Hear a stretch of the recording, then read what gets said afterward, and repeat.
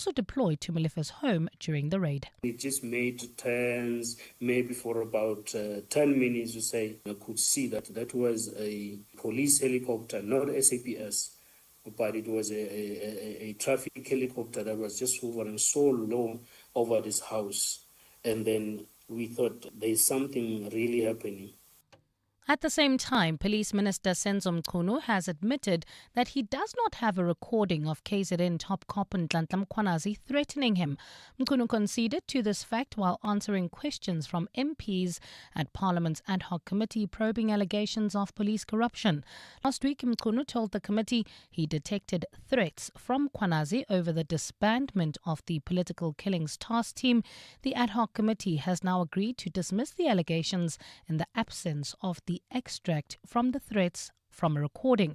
Mkhunu says he thought that the interaction between his chief of staff and Mkhwanazi had been recorded at the time. As it stands now, the ad hoc committee doesn't have that extract, which you promised that it will be made available. Yes, Chair, and I gave a reason that I was under an impression that it had been recorded when the recording of their conversation had started, and it turns out that it had not started on the first day.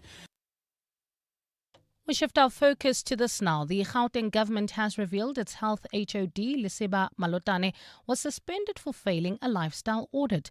Malotane was placed on suspension last week by Gauteng Premier Panyaza Lesufi pending an investigation into him. While there were reports that the suspension was linked to the 2 billion rand looting of the Tembisa Hospital, Health MEC Nomandung Komora Lehoko confirmed that Malotane was not part of the implicated officials in this matter. Tabiso Koba has more. Last year, the Gauteng government partnered with the Special Investigating Unit, tasking it with conducting lifestyle audits into the province's senior managers. Responding to a question from the DA at the Gauteng legislature today, acting Premier MEC Faith Mazibuko says a report into the health HOD Lesiba Malotane was completed in August last year. Mr. Arnold Malotane was asked by SIU to provide outstanding information to help determine the outcome of his lifestyle audit. He subsequently supplied this information and the SIU reviewed it and submitted a final written report on Mr. Malotane. And the SIU rated Mr. Malotane as high risk and recommends a full forensic investigation into his lifestyle. The high-risk classification suggests there is a discrepancy between Malotane's declared income and his lifestyle. DA Gauteng Health spokesperson Jack Bloom says criminal charges should be laid against Malotane if he's found to be involved in any corruption. Tabiso Koba, Eyewitness News. The evidence leader in the sexual harassment case against Eastern Cape Judge President Salbi Mbenenge has conceded that there are credibility issues with the complainant Andiswa Mengo. The Judicial Conduct Tribunal reconvened today to hear arguments from each party. While Mengo claims Mbenenge harassed her with unwanted sexual advances, the judge president insists their relationship was consensual. Khomotso Modise has more. Evidence leader Advocate Salome Skeepers argued that in addition to Judge President Salbi Mbenenge's advances being unwanted and inappropriate, his conduct is not consistent with that of a judicial leader. She further argued that Mbenenge deleting WhatsApp messages and telling the complainant Andiswa Mengo to do the same was not the action of an innocent man. But retired Judge President Bernard Mwebe questioned Skeepers on Mengo's credibility. I think there is definitely aspects of credibility issues on the complainant's testimony. She could not give answers, especially when she was cross-examined on the two different statements that were exactly the same. So there are definitely some credibility issues. Skeepers has also conceded that some of the aspects highlighted by Mwebe are not good for Mengo's case. Khomotso Modise, Eyewitness News in Rosebank. And in the UK, police have arrested 2 more people in connection with the murder of Lost Prophets singer Ian Watkins. Watkins, a convicted paedophile, was killed in the Wakefield prison on the 11th of this month. Watkins was serving a 35-year sentence after pleading guilty to 13 child sex offences in 2013. Police say extensive inquiries remain ongoing in relation to his murder. Gold is trading at $4,269.73 an ounce. The rand is at 17.31 to the dollar, 23.17 to the pound. 2012 to the euro, and Brent crude oil is at $61.01 a barrel. In Calvin, Alex heading towards Bedford View roadwork still causing heavy delays on the N3 southbound between the Batory Interchange and London Road. Also slow-moving traffic in the Sunwood Park area. Boksburg heading towards Brakpan. N17 eastbound between Rondebolt and Carnival City due to roadworks. In your sport, Proteas Women's World Cup clash against Pakistan reduced to 40 overs a side as the men reached stumps on 185-4 on day 2 of their second test. Arsenal apologized after Atletico Madrid filed a complaint to UEFA, and Luis Rees-Zammit back in the Wales squad after a 2-year absence. It's a partly cloudy afternoon in Gauteng today with isolated showers and thundershowers expected. Temperatures have peaked at highs of between 20 and 24 degrees. The top story in EWN this hour, several children have been injured in a shooting incident in Coronationville in the west of Johannesburg this afternoon. EWN, in touch, in tune and independent. For the latest, visit ewn.co.za or download the EWN app.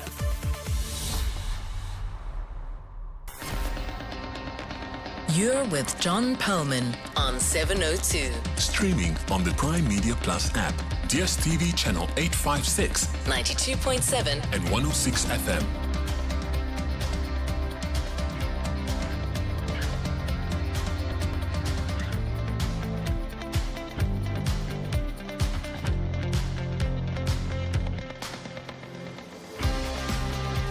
Very good afternoon, everyone. It's 9 minutes past 3 on Tuesday, the 21st of October. This is 702 Drive with me, John Perlman. Wherever you're listening to us in 702 land, welcome to the show. Police Minister Senzo Mchunu has found himself in some tight corners at Parliament's ad hoc committee today. How well has he done in getting himself out? We'll find out shortly from our EWN colleague, Babalo Ndenze, who's in the House and listening and watching very closely. Some other stories we're doing. Matric exams got underway today, but spare a thought for the tens of thousands of learners who should have been part of the class of 2025 but fell out of school along the way for some reason. What have we learned from our high dropout rates over the past few years? More on that after 4. We'll bring you the latest from the Madlanga Commission, where the stories of cop versus cop conflict have been particularly hair-raising today. Oren Singh joins us for that after 5. And in a water-scarce country like ours, how do you make sure your swimming pool wastes as little water as possible? That's in our Green Tip of the Week with Volvo. We'll do that at 10 to 5. We've got all that and a whole lot more on 702 Drive, including breaking news, news from the roads in our regular traffic updates, and the latest from the markets. On the markets today, red ink just about wherever you look. The All Shares down by 2,070 points. That's 1.86%. It's been a terrible day for resource stocks, of which have been flying for weeks and months on end. That index is weaker by 6.2%. These numbers will give you some idea of why. Implats down by 9.9%. Sibanye down 9.1%. DRD Gold is off by 8.1%. Harmony is weaker by 7.7%. All of this is mirrored, of course, in the metals prices. Gold is down by 3%. Platinum, the price of platinum is down by 4%.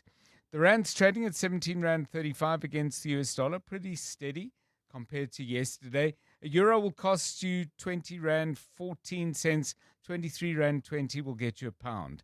The oil price is up by $1.28, with Brent crude trading at $61.41 a barrel. Stephen Critters joining us with all the details at 25 past 4.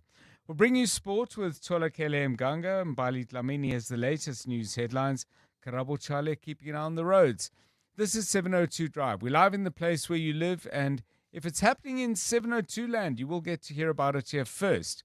But of course, if you hear about it before us, or you get the very distinct impression that there's something going on that we know nothing about, well, please get in touch with us and let us know. Join our news team, even if it's only for today, and contact us on 072 702 1702 or 011 883 0702.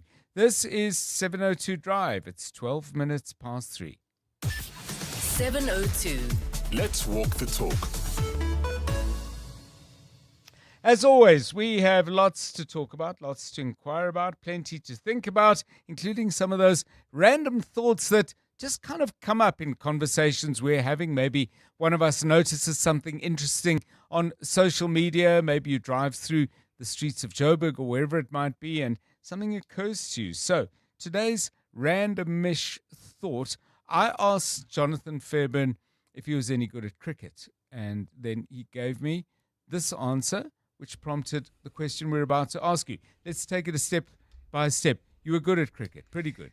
Yeah, so very, very average batsman. I think I batted around about number 6.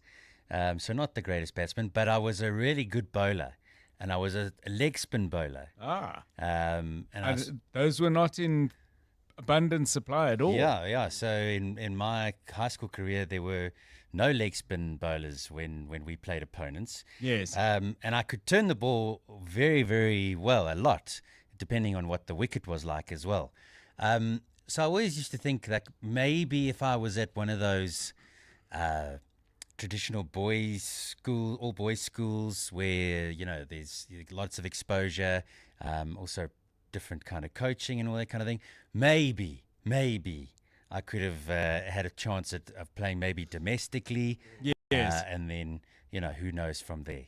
Yeah. These things are very, very interesting to think about. I think I could have been given all the opportunities in the world, including playing against people who had never played before, but I do not think I would have been any good at cricket. But I wonder if you think back and say, not necessarily with bitterness or regret, but just think, actually, if I had had a better chance to explore my love of music or whatever, it's something I might have excelled at, or at the very least, excelled to the point where it gave me absolute and complete delight. I'm not asking you whether you missed a chance at an Oscar, but maybe you might have enjoyed being in plays, amateur dramatics or whatever. So that's the question we're asking you, and it's the question, Karabo Chale, I'm asking you something. If you'd had a better opportunity, more time, more facilities, something you might have been good at? Well, I tried half of the sports you can think of, from soccer to judo to cricket, swimming.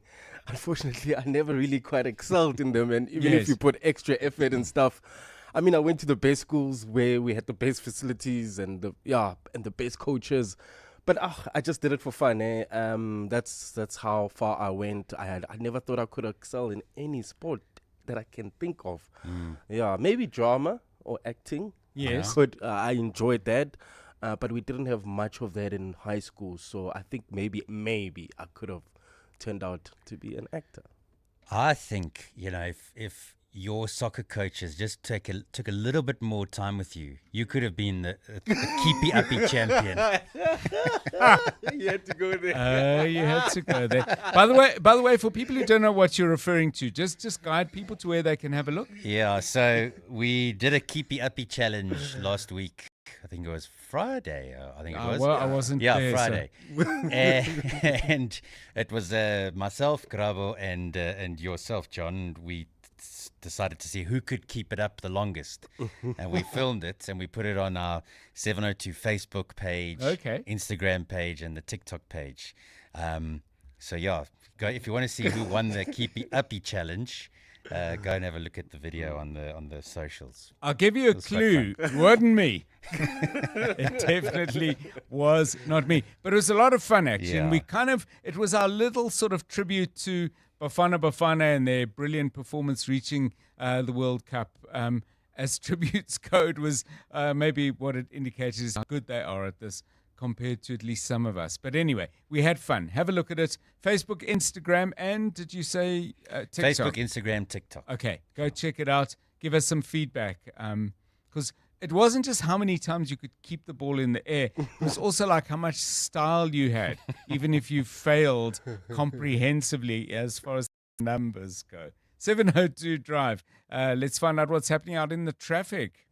Well, it remains pretty quiet at this stage, John. Nothing serious happening on our roads at this hour, and no accidents have been reported. However, we still have those roadworks in the Calvin Alex area that's heading towards Germiston. Roadworks causing delays on the N3 southbound between the Baclew Interchange and London Road. Also in Sunwood Park, Boksburg, traveling towards Brakpan. We also have roadworks slowing down traffic. This is on the N17 eastbound between Rondebold and Carnival City. Look out for those faulty traffic lights in Edenvale at Edenvale Road and the N3, as well as in Rand Park Ridge at Bears Nordia and the N1. If you come across any other traffic issues, please WhatsApp us on 072 702 1702. Clement Maniatella. Weekday mornings, 9 to 12. 9 to 12. So you acknowledge that the apartheid system systematically locked out opportunities for black people because of their race, and yet you believe race is not a proxy for disadvantage? I mean, go and read even the World Bank report. It says race is the most important determinant of life in South Africa. Inequalities we have today are the results of the apartheid system. Apartheid was engineered based on race. There are millions of black South Africans who are still trapped in poverty, and they also deserve an opportunity to be active participants in this economy. And I don't see how this proposal by the Democratic Alliance advances that. Clement Maniatella. 9 to 12 on 702. KwaZulu-Natal is South Africa's fastest growing business tourism hub, and the numbers prove it. Since 2020, business events have injected 1.8 billion rand into the province. MICE, meetings, incentives, conferences and exhibitions, is driving inclusive growth, reaching even rural and township communities. With strong public-private partnerships, Africa's travel Indaba secured through 2030, and Durban's ICC now a World Trade Center, KZN is building momentum. It's not just hosting events, it's where Africa meets to do business. Naked people smell expensive because naked people spend less money on insurance premiums and more money on fancy French colognes with names they can't pronounce. With Naked, you can cover your car, home, and stuff in seconds, and because it's all online, it also costs less. Go to naked.insure now, get a car insurance quote in 90 seconds, and start smelling like naked people. Naked Financial Technology is an authorized FSP. Get naked. Are you ready to be inspired and grow your business? The South African Future Trust Summits, in partnership with Standard Bank and 702, returns to the Sandton Convention Centre on 5 and 6 November. Gain insights from international and local speakers. Connect with entrepreneurs and investors, and come and pitch your business idea or come and buy a business in a box. Tickets are limited and selling fast. Grab yours now at summit.southafricanfuturetrust.org. You can become a victim of a legal problem: wrongful arrest, assault, uncontested divorce, rental disputes, maintenance matters, or labor problems. It can happen to you. Clientele Legal provides tough professional lawyers for an affordable monthly premium. Our legal team is standing by to assist you 24 hours a day. Join today. SMS Legal to 48721. That's legal to 48721. Clientele General is an authorized FSP and licensed non-life insurer. T's and C's online. Standard rates apply. You're with John Perlman on 702. Let's walk the talk. 702 Drive still to come on the show. We'll talk to Aron Munetsi. He's CEO of the Airlines Association of Southern Africa. They have a very different view to the one we heard yesterday from the Air Traffic Navigation Services about the extent to which a failure to renew flight instrument procedures, and we'll explain more clearly what exactly those are. But it's a set of guides, as I understand it, for pilots who are either landing or taking off at an airport, particularly under circumstances where visibility is poor and so on. Anyway, ATNS says there's about 10 of these procedures that need that kind of renewal. We're hearing from other quarters that it's more like 200. Aron Munetsi is particularly critical of what's happened or failed to happen to address this. He's with us, as I said, at 10 to 4. But if you've been on a flight that's either been delayed or postponed or cancelled because of the weather, and were you ever offered the explanation that this is linked to the kind of problems we've spoken about? Kruger and Mpumalanga Airport is one of those affected. Richards Bay is another. Gqeberha is a third, and there's some others besides. We'll check out exactly which those are. But your experience, please, if you've had one, 072 702 1702 and 011 883 0702. 22 minutes past 3. John is on X. At John Perlman. Well, you may have heard in Mbali Dlamini's bulletin earlier a story that Tabiso Goba, our EWN reporter, has been digging into and feeding into the bulletins. That is, the Gauteng government has now explained why the head of Department for Health, Lesiba Malutana, was suspended. And the reason given now is that he failed a lifestyle audit. So what is this all about? Let's hear exactly from Tabiso Goba. Good afternoon. Tabiso, the one thing that perplexes me about this somewhat, the reports, the lifestyle audit of the head of department was completed in August last year. Is that correct? It was completed in August last year and it was only suspended last week. So Yes. there's a lot of time between then. There sure is. The Premier Panyaza Lesuf is having a media briefing tomorrow. So we'll have an opportunity to ask him.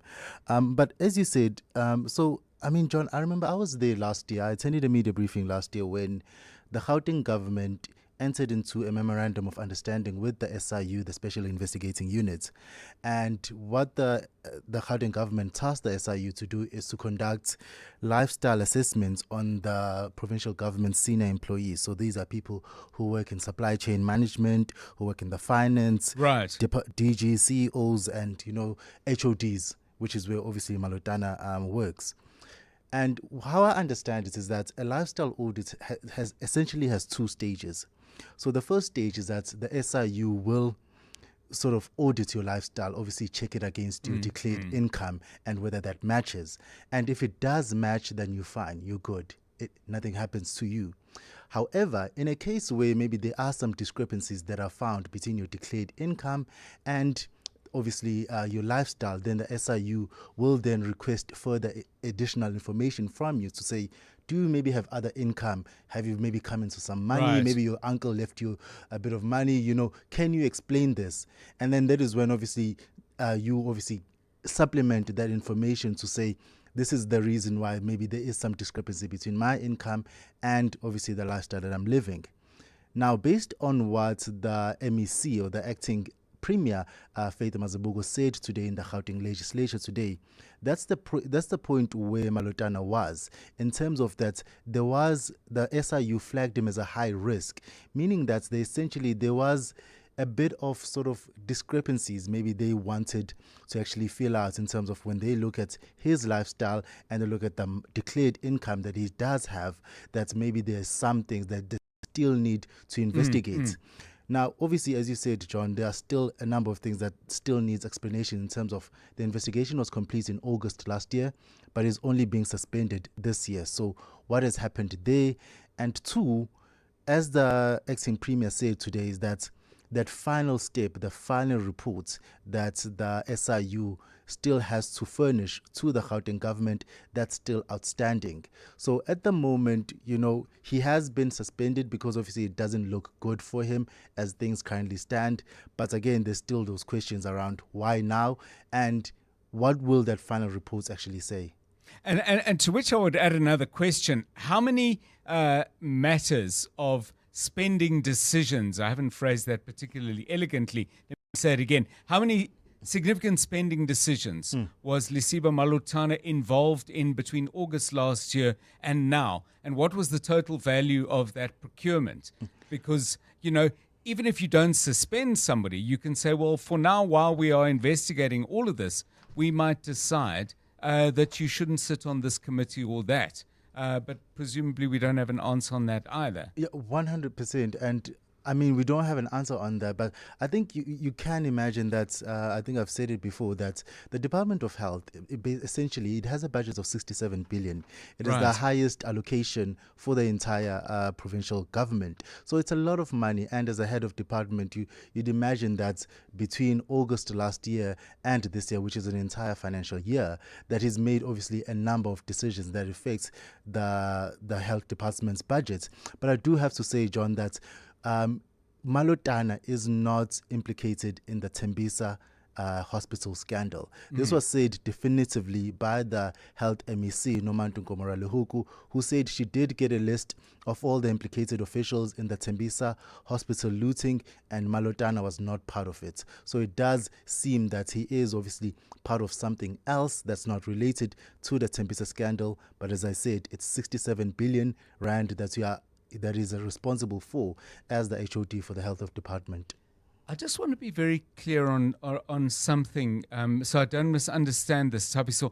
I mean, the acting premier, Faith Mazibuko, is saying that the SIU still has to produce what? A final report or what? Yes, as I said, John, so there's a first stage. So if you pass the first stage, it's fine. And then there's a second stage where if the SIU finds that there is something wrong, maybe in your lifestyle, checking against your declared income, then they ask for additional information for you to actually supply that. And then that's when they produce a final report. So that final report hasn't been produced. And again, it does speak to the question in terms of that, why did they suspend him now if that final report is still outstanding? And why obviously it was made public, and why again was there an entire year between the SIU's reports and the suspension which happened last week. Well, anyway, okay, it puts more things on the record. I mean, you might argue that the reason he was suspended now is that the name of Gauteng Health is in such poor state, given the Tembisa revelations, that, maybe they needed to be seen to be doing something. We'll try and get the SIU on this, because I'd like to get absolute clarity from them as to what work is still outstanding from their side. But we'll have to do that perhaps later in the show or sometime tomorrow. 702 Drive, 29 minutes past 3.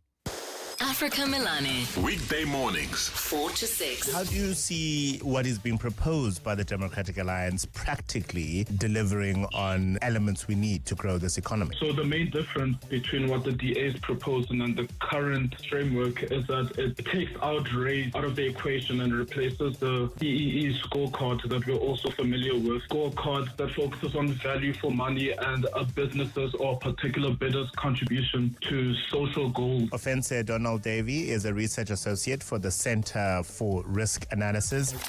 Africa Milani. 4 to 6 on 702. Mzansi, Powerball just got bigger and the stakes even higher, with a mind-blowing 160 million rand estimated jackpot this Tuesday. Play Powerball for an estimated 160 million rand jackpot today, and you could win one of the highest recorded jackpots in the country. Buy your tickets now in-store on nationallottery.co.za, the mobile app, cell phone banking, or simply dial star 120 star 7529 hash for USSD. Panda Pusher Play. Players must be 18 years or older. Play responsibly. Ituba is the proud operator of the National Lottery. Every day I'm hustling. It's our reality as business owners. And it's good to know that there's someone out there who takes care of the business that makes the business. Gotta love My Way Business Insurance. Saving big on premiums with 24/7 emergency services, plus My Business Assist with marketing, legal, and labor advice services. Visit myway.co.za or dial 0860 64 64 64 and get a quote today. My Way is a licensed non-life insurer and FSP. T's, C's, and standard rates apply. My Way. Live your way. To walk the talk is to turn words into meaningful actions. And it's what we at 702 are committed to doing every day. We are also committed to following the rules set out by the Broadcasting Complaints Commission's Code of Conduct. To give you balanced programming, fair comments, and accurate news. But if we stumble along the way and you feel we are not living up to the code, let us know on comment@702.co.za. And if after that you're still not happy, you can direct your complaint in writing to the Broadcasting Complaints Commission. Email bccsa@nabsa.co.za. For more, visit bccsa.co.za.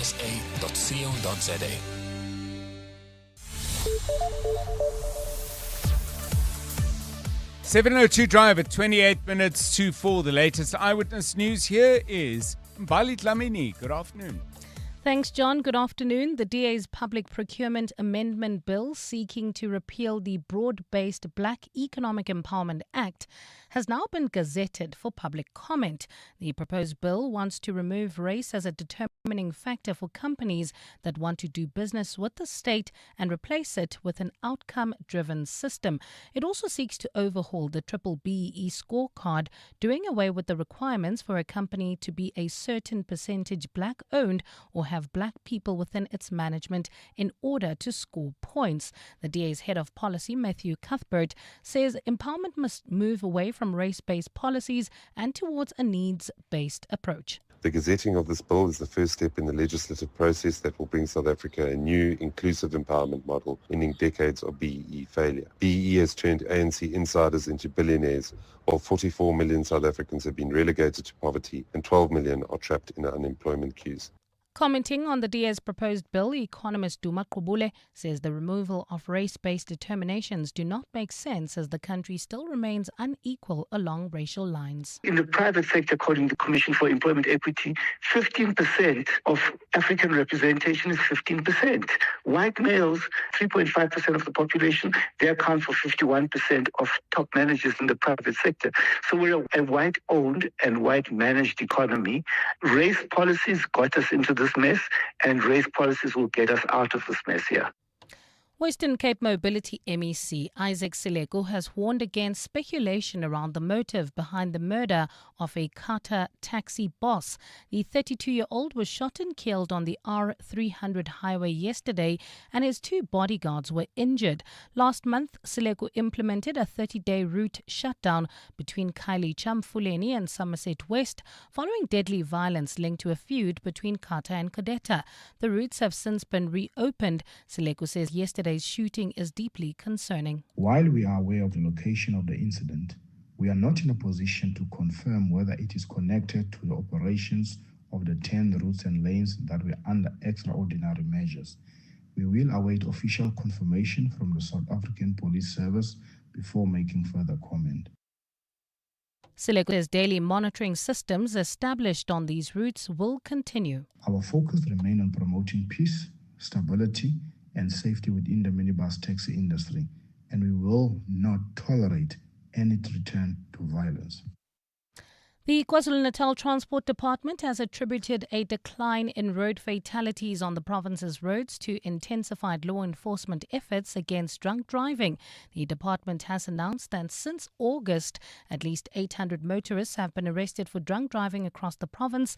It says the arrests form part of the department's Alufagwa Zero Tolerance and No Nonsense campaign, which was launched to improve road safety. Spokesperson Dabezinhle Sibi. He has noted successes from the past weekend. From Friday until Sunday, 274 motorists were arrested for drunk driving in Newcastle alone. A male driver was arrested in the Matateni area with an alcohol content of 8 times over the legal limit. A minibus taxi driver was arrested in Matateni with an alcohol content 7 times over the legal limit. A male foreign national truck driver was arrested with alcohol content 2 times over the legal limit. And in France, a woman has been charged for the theft of 6 gold nuggets worth $1.7 million from the Museum of Natural History in Paris. It's understood the Chinese-born woman is part of a group of thieves which exploited a security flaw that had not been identified during the last audit conducted in 2024. The woman was arrested in Barcelona while trying to dispose some melted gold, which weighed around a kilo last month. French police say they are still investigating the incident. It's a partly cloudy afternoon in Gauteng today with isolated afternoon showers expected. Temperatures have peaked at highs of between 20 and 24 degrees. In Sandton, traffic sluggish on Greyston Drive between Rivonia Road and Catherine Street. There's also slow-moving traffic in Boksburg on the N17 eastbound between Rondebold and Carnival City. The top story in EWN, the DA's Public Procurement Amendment Bill seeking to repeal the broad-based Black Economic Empowerment Act has now been gazetted for public comment. Aubrey Masango. Weekday evenings, 8 to midnight. We need to be a bit honest with ourselves. The corruptor and the corruptee are part of the same corruption. When You create a narrative that says, no, I was ignorant in this transaction. But hey, like a raged fool. And now we must sit here and be, shame, you didn't know. It's the fault of these ones. These ones, they are very bad. They corrupted me. No, Papa. Now, you didn't care about whether or not you were ignorant or not ignorant. You ate. Aubrey Masango. 8 to midnight on 702. 702. Mzansi, Powerball just got bigger and the stakes even higher with a mind-blowing 160 million rand estimated jackpot this Tuesday. Play Powerball for an estimated 160 million rand jackpot today, and you could win one of the highest recorded jackpots in the country. Buy your tickets now in-store on nationallottery.co.za, the mobile app, cell phone banking, or simply dial *120 *7529 hash for USSD. Panda Pusher Play. Players must be 18 years or older. Play responsibly. Itube is the proud operator of the National Lottery. Breathe in, insurance. Breathe out, pineapple. In, insurance. Breathe out, pineapple. Again. In, insurance. Out, pineapple. Again and again. Pineapple FSP 48650 is underwritten by Omart Insure Limited, a licensed non-life insurer and authorized FSP. Oh, dreamers. They love to watch the dice roll, chasing that rush, that one big win. But then there's a different kind of player. Those who rely on strategy and not chance, who know that winning is earned. Those people play with SportPesa. SportPesa. Make it count. SportPesa is licensed by the Western Cape Gambling and Racing Board. No person under the age of 18 permitted to gamble. National Responsible Gambling Program toll-free counseling line 0800 006 008 or WhatsApp help to 076 650 710. Winners know when to stop. 702. WhatsApp John on 072 702 1702. Good afternoon, 702 and fellow listeners. You listening to Mkunu in that ad hoc committee, like Mkunu doesn't know whether he's sitting down or standing, running or walking. I mean, for a guy in a Chapter 11 institution, and then now he disbands a team that has got the track record. Why not enlarge their scope? I mean, there's human trafficking. He could have said, okay, I'm increasing your scope to, you add human trafficking, you add business killings. Because to me, there's a direct link between political killings and the business killings. But for him to just come and sit there, he doesn't even have a financial report, a sub-financial report to substantiate that. Embarrassment, man. Yeah, well, we're going to be talking about the hearing. It's currently underway. I think it's David Skorsana from the MK Party who's currently putting questions to the suspended police minister, special leave police minister. Never quite sure of the right term. I must get that right. Senzo Mkunu, who's been, asked a lot of different and some very, very difficult questions. Arguably, some of the choppiest moments today were of his own making. But more on that at about 4:10 when we chat to Babalo Ndenze, who's going to step out of the hearings, I would imagine, quite reluctantly, because you've got to be keeping an eye on things. You never know what's going to happen next. Anyway, Babalo with us at about 10 minutes past 4. It's 22. EWN Sport. Cricket, women's team and the men's team both in action up against Pakistan today. Tola Kele with the overview. Good afternoon. Afternoon, John. At the World Cup, that game has now been reduced to 40 overs per side due to a rain delay. And South Africa at the crease on 181 for the loss of 3 in the 27th over. Batting is Captain Laura Waldvat on 77 alongside Marazan Gap on 17. In Rawalpindi, the Proteas reached stumps on day 2 of their second test on 185 for 4 to trail by 148 runs. Earlier, Keshav Maharaj took 7 wickets as Pakistan were dismissed for 333 in their first innings. Kyle Verreynne on 10 alongside Tristan Stubbs on 68 will resume their innings in the morning, while batting coach Ashil Prince has discussed the latter's approach in this game. I think a little bit clearer in his game plan, a bit more clarity, understanding his scoring opportunities or his scoring strokes, and obviously strong in defence. So credit to him. The important thing is that from South African point of view, so much time left in the game. I don't think this run rate is that important. So he's got time on his hands to take his time. Arsenal have apologized to Atletico Madrid after a hot water failure at the Emirates Stadium meant that the Spanish team couldn't shower at the ground following a training session last night. UEFA rules allow visiting teams to train in the home stadium the night before Champions League game, while the London club have expressed regret for the inconvenience caused. On the pitch, Mikel Arteta has looked ahead to the encounter as they look to keep their unbeaten start going. First of all, the willingness to win. You can sense that in every single ball, in every single yard, the way they play. So it's about how they compete and then after how they play. And I think there are two very different things. The level of organization is really high. The level of discipline is really high. And then they have had quite a lot of talent throughout the years that are very specific for the needs and the way they want to play. And they are very, very, very good at exploiting those opportunities. Wales have recalled wing Lewis Rees-Smith for their autumn test 2 years after he last played for his country and switched from rugby union to American football. The Dragon squad for their 4 matches in November also features recalls for Reece Kerr and Callum Sheedy. Steve Tandy will begin his tenure with a match against Argentina on the 9th of November, followed by tests against Japan, New Zealand and South Africa. And Cal Brook has announced a return to the ring for the first time in 4 years in a bout that will pay tribute to the late Ricky Hatton. The fight in February will be against UAE fighter Essa Al-Dar, who Hatton was scheduled to go up against in December. Tolagele Mganga, Eyewitness News Sport. EWN Traffic.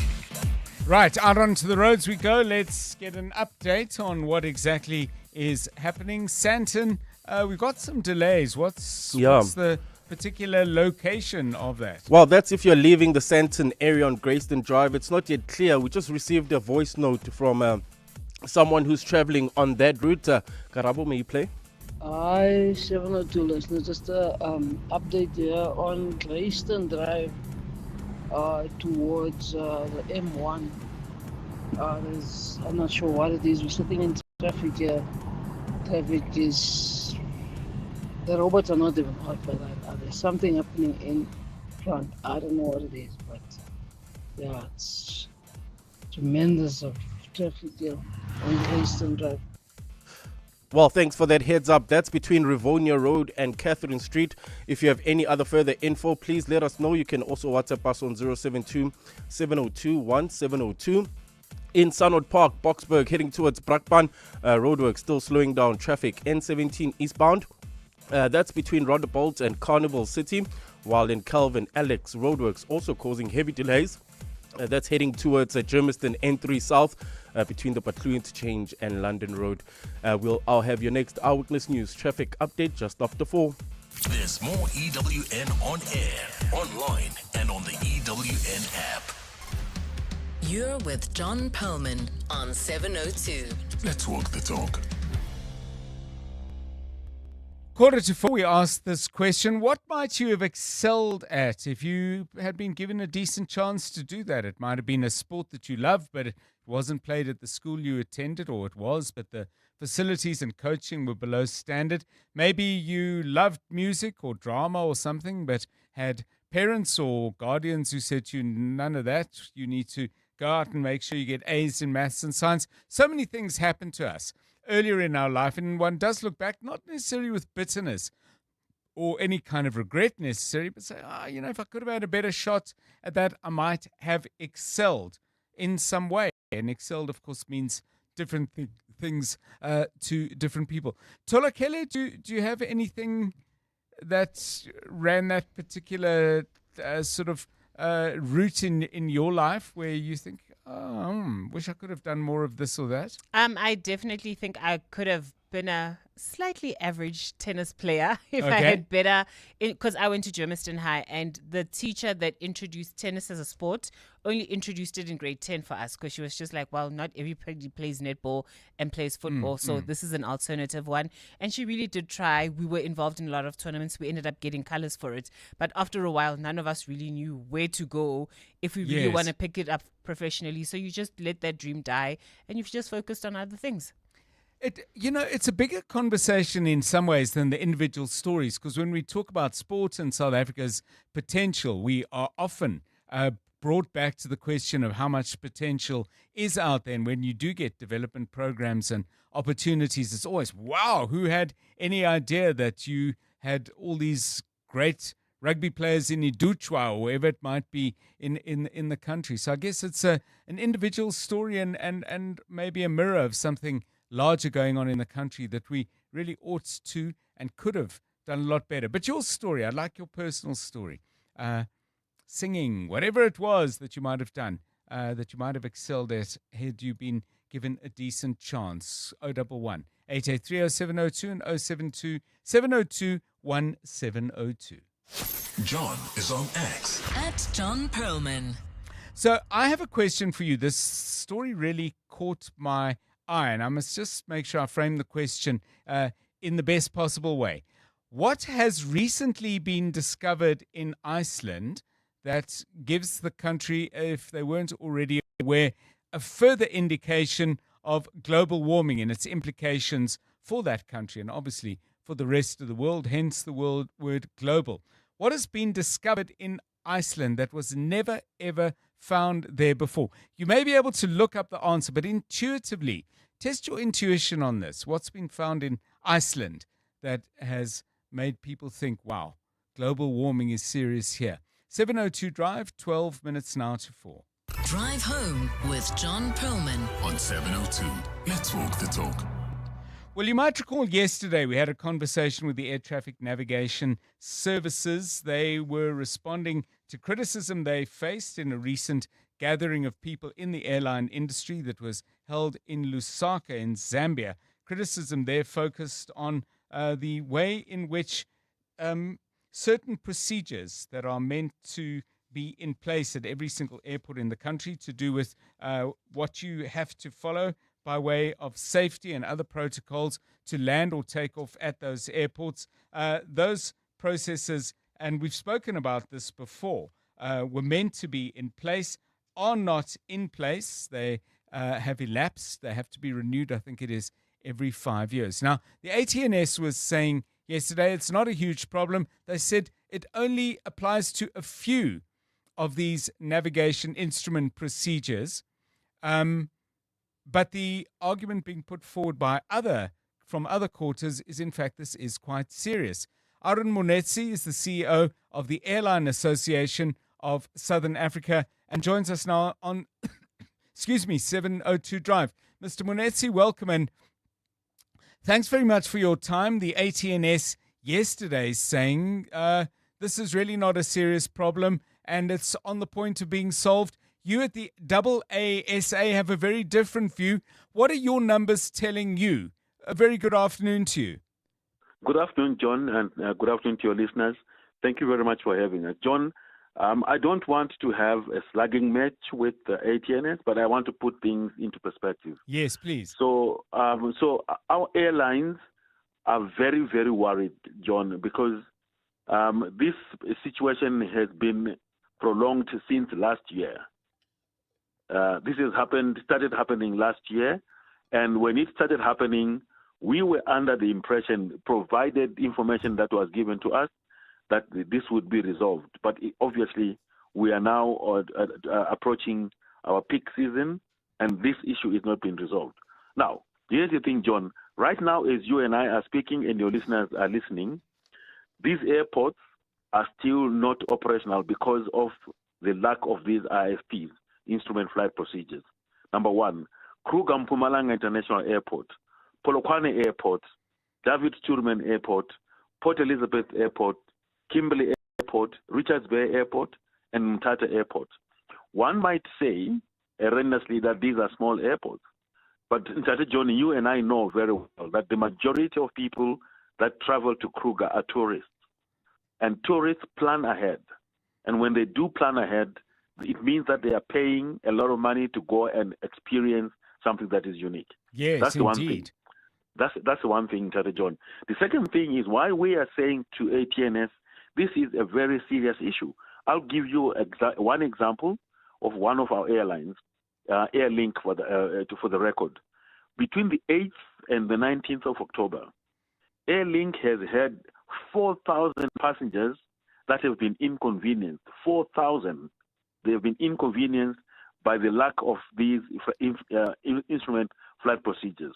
Of these 4,000 passengers, 2,000 of these passengers have experienced flight cancellations. 1,600 of them have experienced flight delays. Now, one might say, okay, yeah, a flight is cancelled or delayed. When you put it into financial perspective for us as airlines, Airlink alone, for 1 month, because of these delays and cancellations and diversions, they have had to fork out, in terms of fuel cost, an additional 9 million rand. Yeah, I mean that is absolute havoc being wreaked. And if you add to that, Mr. Munetsi, the downstream costs, because for everybody landing at KMIA in Mpumalanga, but it would apply equally to Richards Bay, which is not only a hub for commerce and industry, but there's lots of tourism up the north coast and south of Richards Bay as well. For everybody landing, there's someone running a shuttle service. There's an Airbnb. There is somebody who has packed lunches that are not going to keep. I mean, the damage is exponential, isn't it? Exactly our point, Dr. John. That's why we were saying this is an economic disaster, because if a flight with, let's say, 50 passengers lands at KMIA, Kruger Mpumalanga International Airport, there are lodges that are already expecting these guests to arrive at their lodges. There are drivers waiting in vans to take them to the lodges. There are game rangers waiting to take them on game viewing. Yes. A lot of the ecosystem is completely devastated by just one delay. Now imagine, I'm talking about 4,000 passengers that have been inconvenienced from the 8th of October to the 19th of October. And that's just Airlink. That's just Airlink, yes. So I know you don't want to have a fight with the Air Traffic Navigation Services, Mr. Munetsi. Your views and the views, I think it's fair to say, of your industry are well known to them. I find it very, very troubling that each time we've had them on the show, they're concerned to make 2 points. The one is that there's a global shortage of skills. They refer back to COVID, which I can't help thinking with each passing month is further and further behind us. But let's park that for a minute. And then on the other hand, they keep saying this is not really a big problem, because yesterday their view put to us was that, well, this is only affecting a few. They said it's many fewer than 200 of these instrument flight procedures. They're saying no, it's around 10. I mean, you can't both be right. And I'm if I was blunt, would have to say I'm concerned by their consistent desire to A, not take responsibility for it, and B, to minimize the implications and the scale. John, you are saying exactly what our thoughts are and what our sentiments as airlines are. I can just share with you and our listeners here. At the last count, that is yesterday afternoon, we're talking of yesterday, Monday afternoon, there were 208 suspended IFPs affecting airports and airways in South Africa. 208. It can't be that we are making up these numbers. These are the numbers that they themselves share with us. So we cannot be downplaying the impact of this. It's a calamity.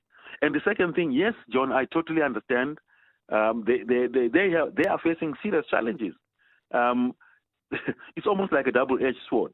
So in South Africa, we train our air traffic controllers exceptionally well. We give them very good experience. And they end up becoming what we call instrument flight procedure designers. The world over is also looking for experienced instrument flight designers, because the aviation industry is growing exponentially after COVID. Yes. So what happens? These guys come to South Africa. For example, the guys from the Middle East, they recruit our instrument flight procedure designers because they give them an offer that ATNS can never match. I can share with you that some of them, 15 of them, went to Australia recently. Right. Before they even get a land in Australia, they already have citizenship. You can't counter that. However, what we are saying to ATNS is, as much as we acknowledge that, can we not start the pipeline of training? If we are going to need 50, train 100. knowing that the other 50 are going to be recruited elsewhere. So I just want us to be absolutely clear. I probably should have asked this at the beginning, Mr. Monetsi, but the instrument flight procedure, let me share with you what I think it is, and then you can tell me if I'm even close. But my understanding is when pilots are, for various reasons, it could be visibility or heavy rain or whatever, unable to use visual their own visual observation in the process of a landing or a takeoff, they become absolutely dependent on an instrument flight procedure, which needs to be upgraded every few years. I think it's every 5, because things change in the environment. But big buildings get put up in urban airports, changing airflow and so on. In other words, they all need to be verified that the information there is as correct and current as it was the last time this was done. Is that broadly what we're looking at? You are very close to exactly what an instrument flight procedure is. Maybe we should employ you as a designer. No, please do not.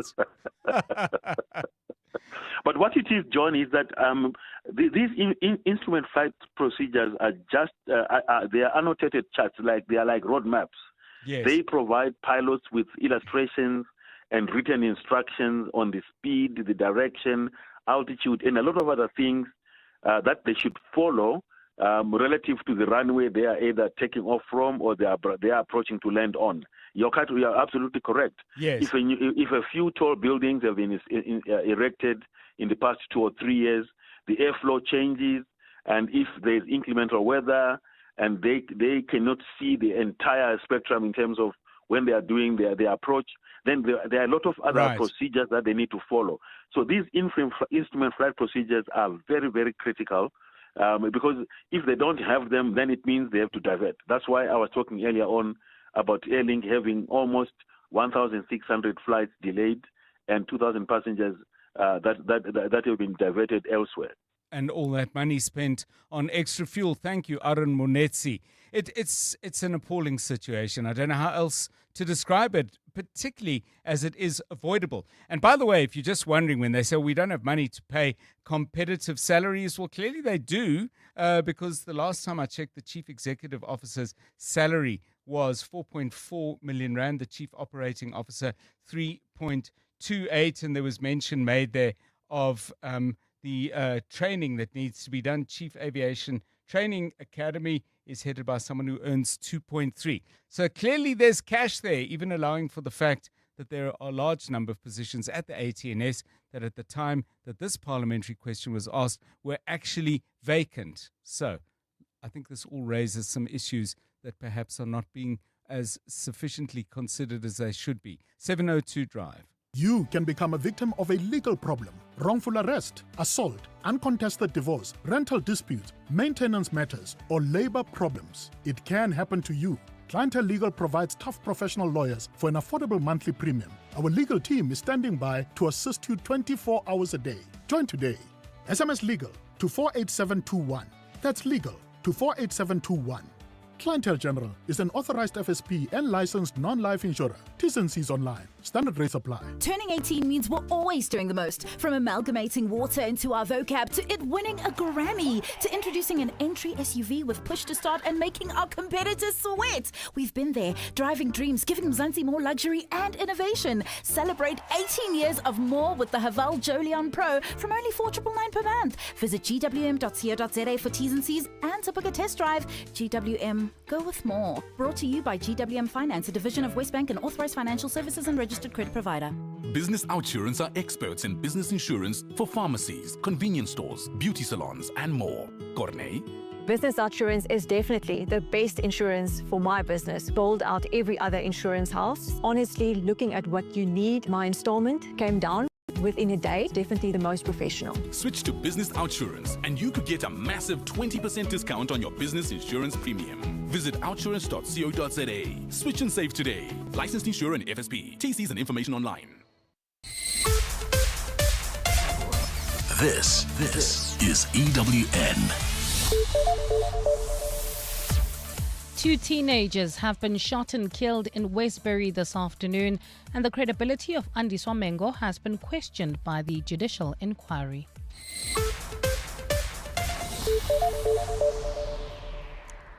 Good afternoon, I'm Bali Dlamini. We begin with news just in. 2 teenagers have died and 4 others sustained injuries following a shooting incident in Westbury, Johannesburg this afternoon.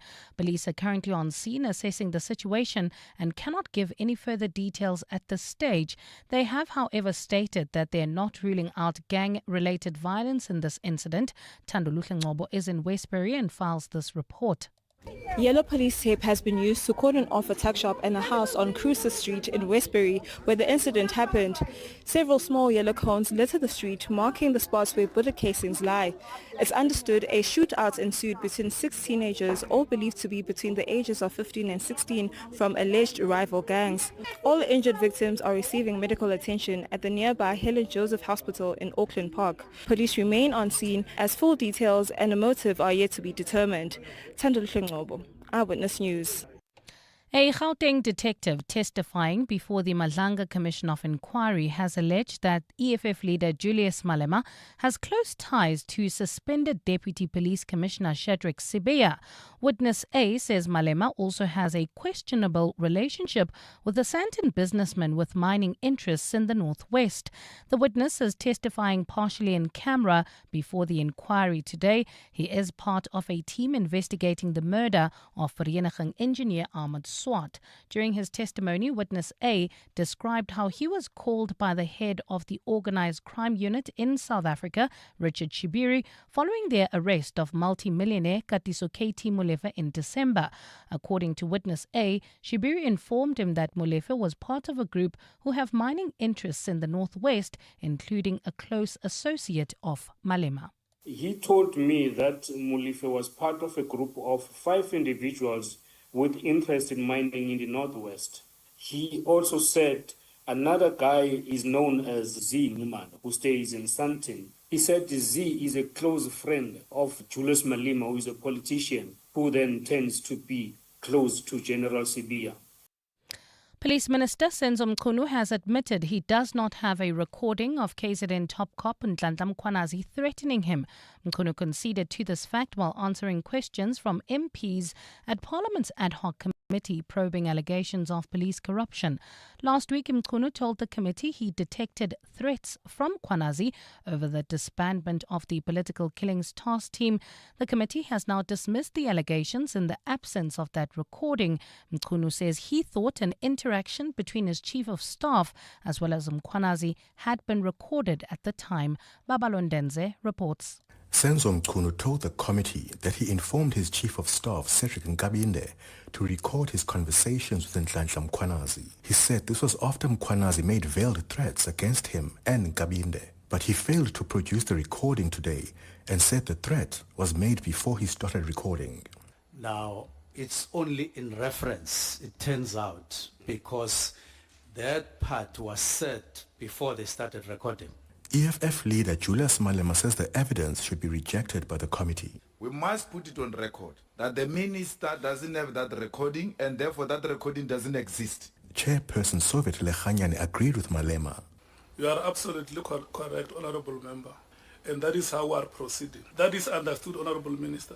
Mchunu says the committee should consider calling in Nkabinde to back his claims. Babalondenze, Eyewitness News, Parliament. The evidence leader in the sexual harassment case against Eastern Cape Judge President Salbi Mbenenge has conceded that there are credibility issues with the complainant Andiswa Mengo. The Judicial Conduct Tribunal reconvened today to hear arguments from each party. While Mengo claims Mbenenge harassed her with unwanted sexual advances, the Judge President insists their relationship was consensual. Khomotso Modise has more. Evidence leader Advocate Salome Skeepers argued that in addition to Judge President Salbi Mbenenge's advances being unwanted and inappropriate, his conduct is not consistent with that of a judicial leader. She further argued that Mbenenge deleting WhatsApp messages and telling the complainant Andiswa Mengo to do the same was not the action of an innocent man. But retired Judge President Bernard Mwebe questioned Skeepers on Mengo's credibility. I think there is definitely aspects of credibility issues on the complainant defendant's testimony. She could not give answers, especially when she was cross-examined on the two different statements that were exactly the same. So there are definitely some credibility issues. Skeepers has also conceded that some of the aspects highlighted by Nwebe are not good for Mengo's case. Khomotso, Eyewitness News in Rosebank. And in the UK, police have arrested 2 more people in connection with the murder of Lost Prophets singer Ian Watkins. Watkins, a convicted paedophile, was killed in the Wakefield prison on the 11th of this month. Watkins was serving a 35-year sentence after pleading guilty to 13 child sex offences in 2013. Police say extensive inquiries remain ongoing in relation to his murder. Gold is trading at $4,269.72 an ounce. The rand is at 17.32 to the dollar, 23.17 to the pound, 20.12 to the euro, and Brent crude oil is at $61.01 a barrel. Bumper-to-bumper traffic, Protea Glen, that's on the N12 westbound between the R554 Abu Bakr Drive and the R558 in Bryanston. Traffic sluggish N1 south between Rivonia Road and Winnie Mandela Drive, and in Midrand, there's traffic pressure on Allendale Road, that's between Old Pretoria Road and Mastiff. In your sport, Proteas Women's World Cup clash against Pakistan reduced to 40 overs aside as the men reached stumps on 185 for 4 on day 2 of their second test. Arsenal apologized after Atletico Madrid filed a complaint to UEFA, and Luis Rees-Zammit back in the Wales squad after a 2-year absence. It's a partly cloudy afternoon in Gauteng with isolated afternoon showers and thundershowers expected. Temperatures have peaked at highs of between 20 and 24 degrees. The top story in EWN this hour, 2 teenagers have died and 4 others injured following a shooting incident in Westbury, Johannesburg this afternoon. EWN, in touch, in tune and independent. For the latest, visit ewn.co.za or download the EWN app. 7:02. Drive home with John Perlman. John Perlman, 3 to 6 p.m. on 92.7 and 106 FM. Let's walk the talk. 7:02 Drive, it's 9 minutes past 4. Yeah, I'm just looking up at the TV screens again. Police Minister Senzo Mchunu is currently facing questions from MPs. Earlier it was David Skosana from the MK party. Glenys Breitenbach, former prosecutor, now with the DA, is putting some questions as well. Babalo and Denze, you heard a moment ago in Mbali Dlamini's bulletin, will just step out of that hearing briefly and come and join us for his take on what's happened so far. My sense, pretty tricky day for the police minister, particularly around his earlier claims that he was threatened by Lieutenant General Nhlanhla Mkhwanazi. Seemed to indicate that he had audio evidence to demonstrate that, and then said he couldn't produce the evidence because there wasn't any recording of the kind. So yeah, I'd call that tricky, but let's leave it to Babalo to give perhaps a more measured assessment of what actually happened. It's going on at the moment, and he'll bring you the very, very latest. That's in about 5 minutes' time. Coming up a little bit later in the show, it's getting warmer, it's getting hotter. Some of you either have swimming pools or are involved in places that do, schools perhaps, sports clubs, areas of communal living like blocks of flats and so on. How can you, in this water-scarce country, have a pool, enjoy it, but make sure you use the water as sustainably as possible? We'll look at that in our Volvo Green Tip a little bit later. And then after 5, the other hearing into all issues around the police, the Madlanga Commission of Inquiry. Oren Singh has been keeping an eye on things. I think they shut down for today after another witness giving evidence in camera. Yet again, somebody involved in the police service with some, I think, quite hair-raising stories about things that went on when they tried to arrest people accused of extremely serious crimes. All that and more coming up on 7:02 Drive. It's 11 minutes past 4. 7:02. WhatsApp John on 072 702 1702. Hi, John. It's Rolof here from Alberton. I had two things. I had my Southern Gauteng colours for action cricket.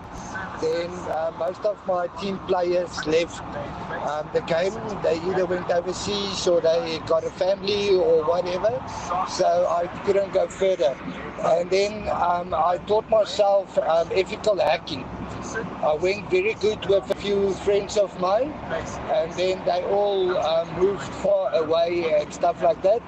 So after about 12, 13 years, I've started doing that now again for myself. Teach myself, go, so I'm focusing on that now again. Hi, John and the team. It seems to me that whatever is currently happening in Parliament or at the Commission, it's just a futile exercise or futile exercises, because people have already convinced that whatever was said by General Mkhwanazi should be gospel. So it doesn't matter whether Mr. Mkhunu says something, but the majority have already convinced that Mr. Mkhwanazi was right and is right. David. Thanks, David. I mean, I think, David, there are two things going on, though. I agree with you in the court of public opinion. Certainly the most vocal support has come out for Lieutenant General Nhlanhla Mkhwanazi. But that should not, in my view, detract or distract from the importance of the two processes currently underway, because it's on the basis of what emerges from these inquiries. Madlanga Commission in Pretoria, the Parliamentary Ad Hoc Committee down in Cape Town. Firstly, it doesn't detract for the amount of evidence and information that is starting to emerge. But secondly, the political leadership in the country are going to have to make decisions based on what they hear. And that makes those hearings for me crucial. Yes, public opinion will count, particularly with a local government election coming up and a national and provincial one before we have even caught our breaths after the local poll. And so I don't minimize what you're saying there, but this is not a popularity contest. It is two very important and I think up to now very focused inquiries. And what comes out of that will not depend purely on who likes who the most. I asked a question a little bit earlier, by the way. I said, in the light of global warming, the country of Iceland has discovered that they have what? For the very, very first time in Iceland's history, which is a long time, I think it's fair to say. And I said, what do you think those things were? And the answer, thank you, Patrick, are mosquitoes.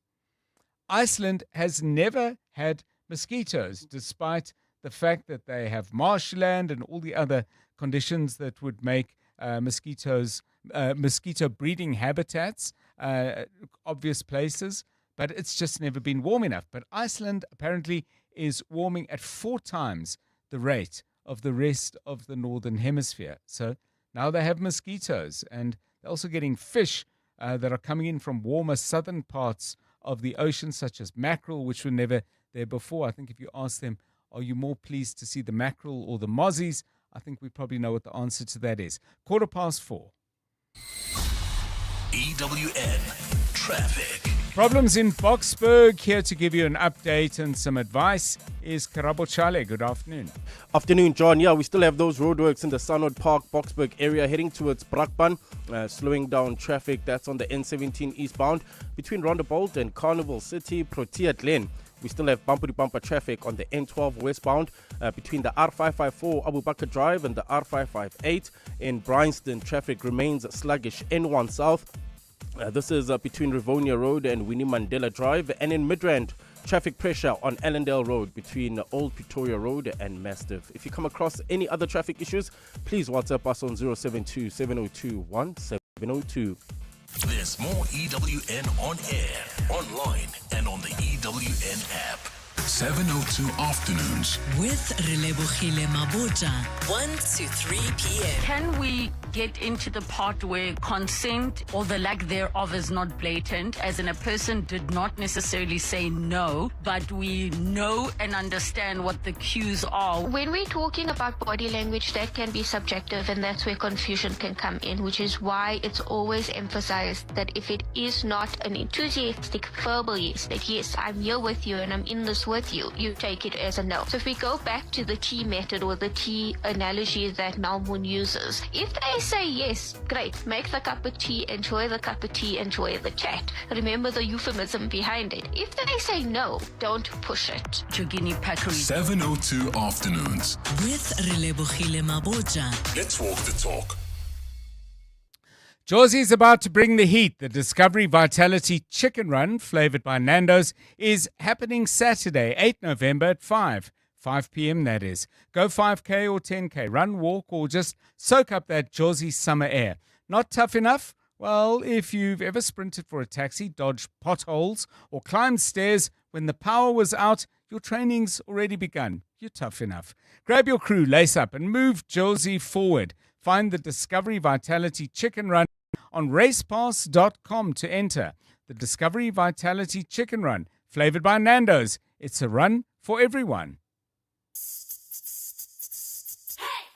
Live extra with Checkers, SA's #1 in value supermarket. Save big on deals like Lager Rooibos tea products. Buy any two and save 30%. Lancewood cheddar or Gouda cheese, 900 grams, any two for 249 Rand.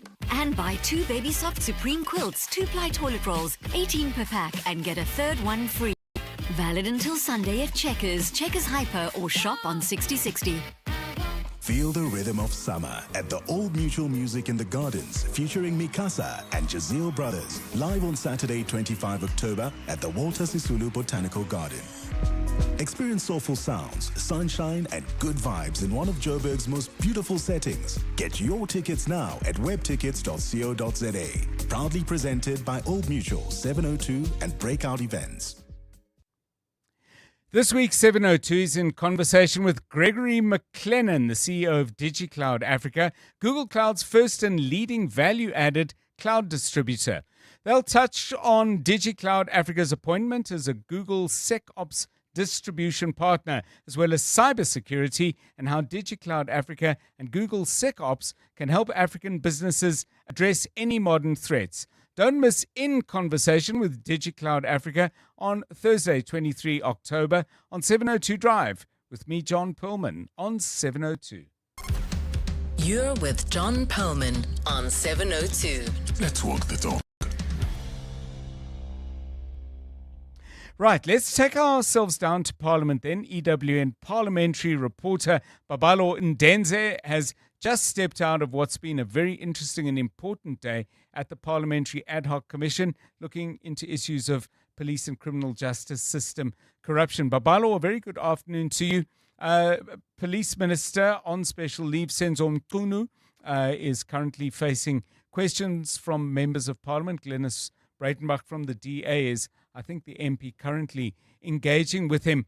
I want your take, please, though, on the question of a phone conversation between, as I understand it, Lieutenant General Mkhwanazi on the one hand and the Minister's special advisor or key member of his department, you'll give us the correct title, Cedric Nkabinde. And the question was on whether the General issued some kind of threat to the Minister. How's this played out in Parliament today? My understanding was that yesterday the Minister said there was more evidence that he would bring today. Yes, indeed, John. Last week, the committee first heard of this audio recording between Cedric Nkabinde, his chief of staff, and Gauteng Mkhwanazi discussing issues on a number of occasions, issues around policing and the minister's own directive and issues around that.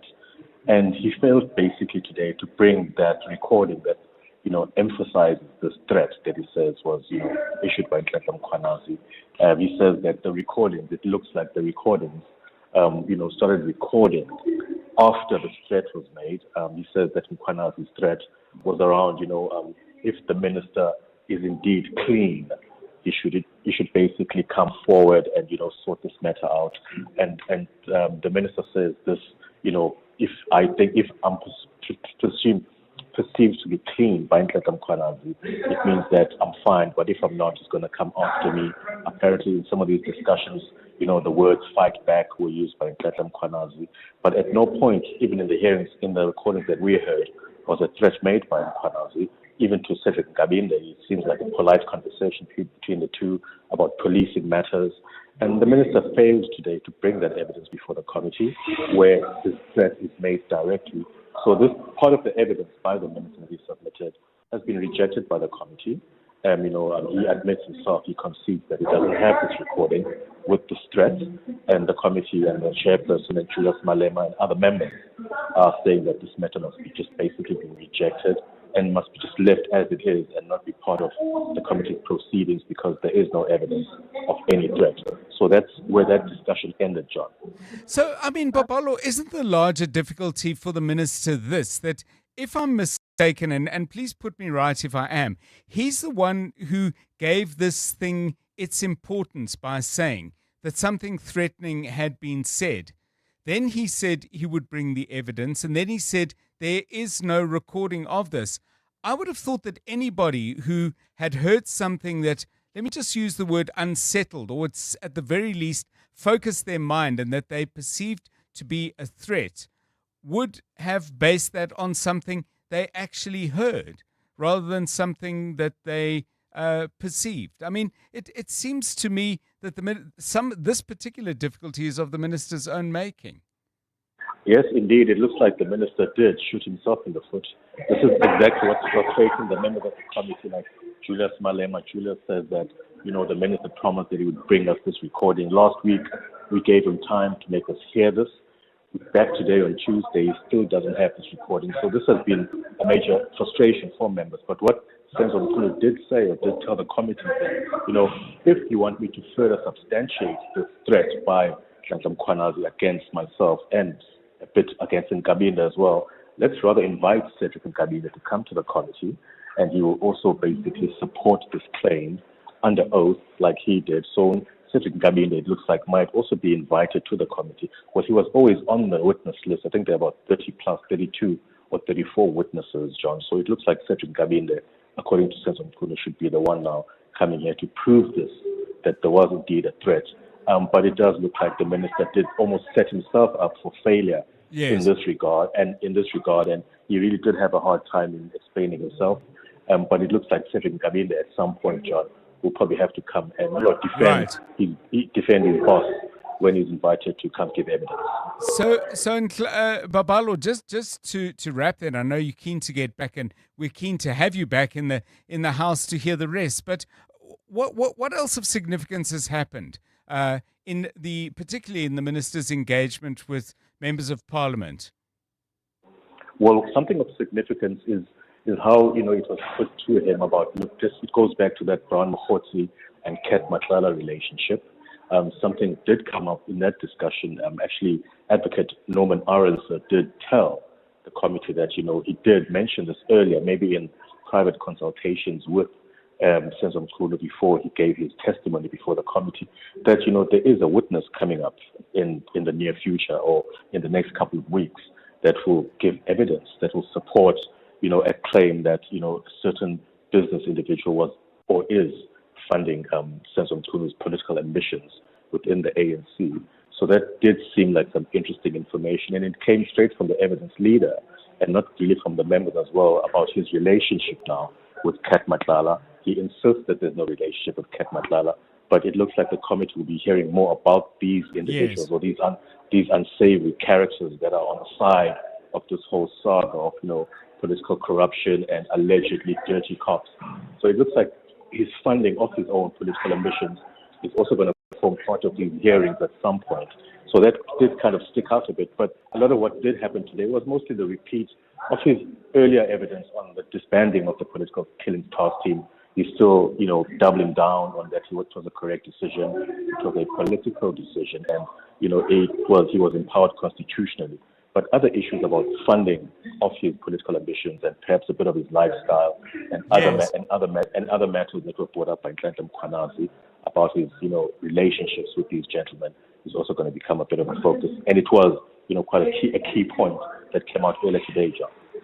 Thanks so much, Babalo and Denze. We will be hearing from him regularly in the news bulletins at the top of the hour and in the news updates on the half hour right here on 702. It's 26 minutes past 4. Bongani Bingwa, 702 Breakfast. Weekday mornings, 6 to 9. You would have, of course, had a look at the DA's Economic Inclusion for All bill, and they're saying this is a credible alternative to the current BEE policies. Is that a fair argument? Does it effectively address the imbalances of the past? I don't think so, Bongani. At first glance, it seems more like a trickle-down economy type of approach to transformation. Deborah Kaste, Chairperson of Public Interest South Africa. Bongani Bingwa, 6 to 9 on 702. 65-year-old Helena doesn't play around when it comes to her budget. That's why she's thrilled to be with Outsurance, paying only 398 Rand a month for her 2025 Hyundai Exter. And 50-year-old Priya knew she couldn't let the deal pass her by, paying just 1,178 Rand a month for her 2024 Haval H6 4x4.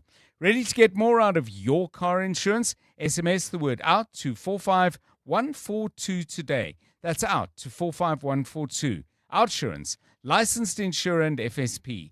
T's, C's and information online.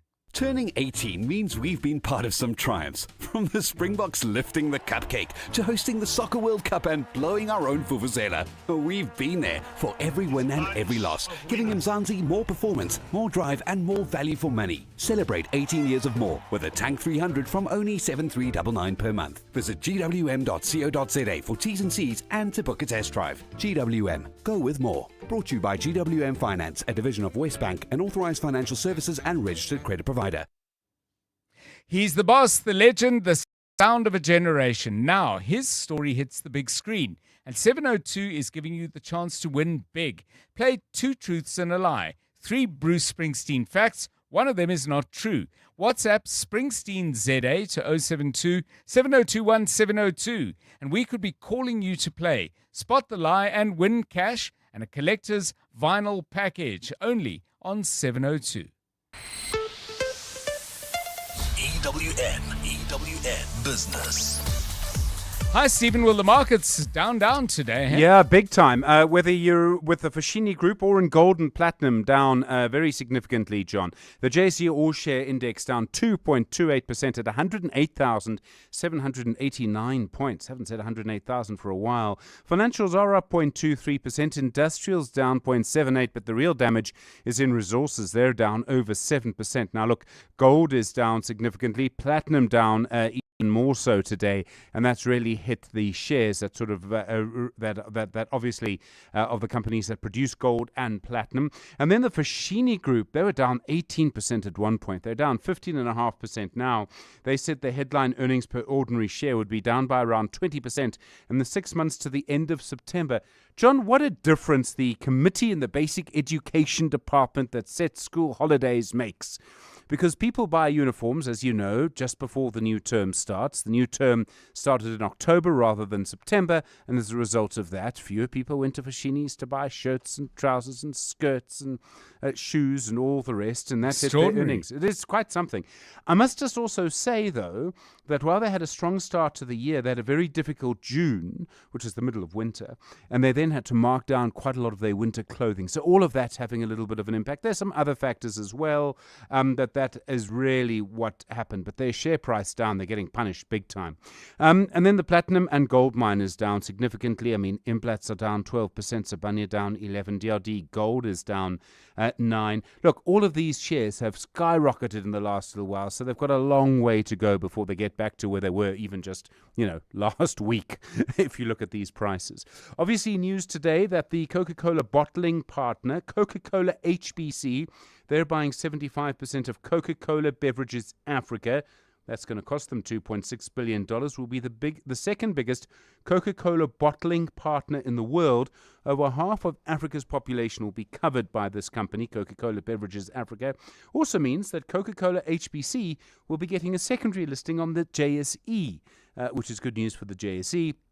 And the companies say they're hoping to do that by the end of the year. South 32 up 3.5%, Bidcore up 2%, and Old Mutual up 1.87%, while the Premier Group is also up 1 2/3%. In the US today, the main indices, they did open flat, so there's a wave of quarterly earnings from some of the bigger corporate companies, so it sort of depends on the index and the corporates. The Dow Jones is up 0.2%, the Nasdaq is down 0.35%, the S&P 500 is down 0.17%. In case you'd forgotten, the US federal government still closed for business. The gold price lower, $4,173.40. Platinum much lower, $1,501.10. A little bit of good news, John Brent crude also lower, $60.49. The rand to the dollar, 17.40 to the euro, 20.20 to the British pound, 23.28. Stephen Crotis, EWN Business.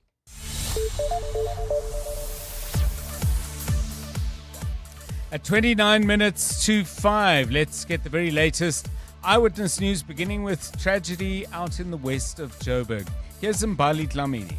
Thanks, John. Good afternoon. 2 teenagers have been shot and killed in Westbury in Johannesburg this afternoon. It's understood 6 teens were shot in total, with 4 still receiving treatment in hospital. Preliminary investigations suggest the shooting may be linked to gang violence. Police say the victims are aged between 14 and 19 years old. Police spokesperson Brenda Morididi. It is reported that the 6 aged between 14 and 19 years were shot at by 3 suspects believed to be from a rival gang. The Provincial Anti-Gang Unit is on the scene together with SAPS Forensic Services. District Crime Intelligence has been mobilized to assist the Anti-Gang Unit with the tracing of the suspects. The Western Cape Education Department has urged the public not to distribute a video of a group of learners assaulting another learner at the Milnerton High School. The department has confirmed that more than one learner was assaulted during that incident.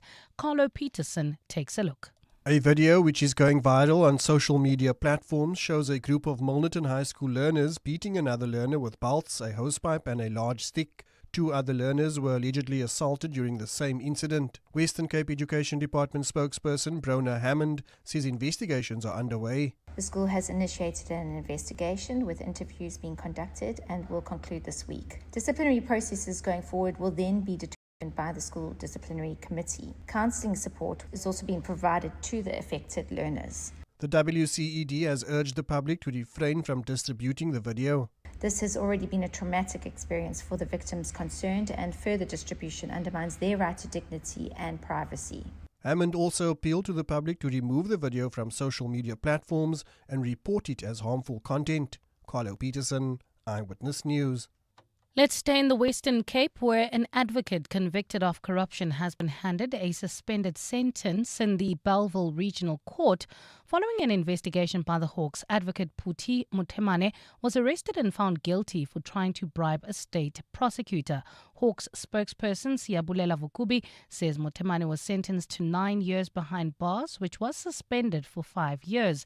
The advocate will also be under correctional supervision for 3 years. It was reported that on the 23rd of September 2022, a member of the National Prosecuting Authority was approached by Mutemane, and he offered 50,000 rand to file representations in favor of his client and make the state's case to disappear.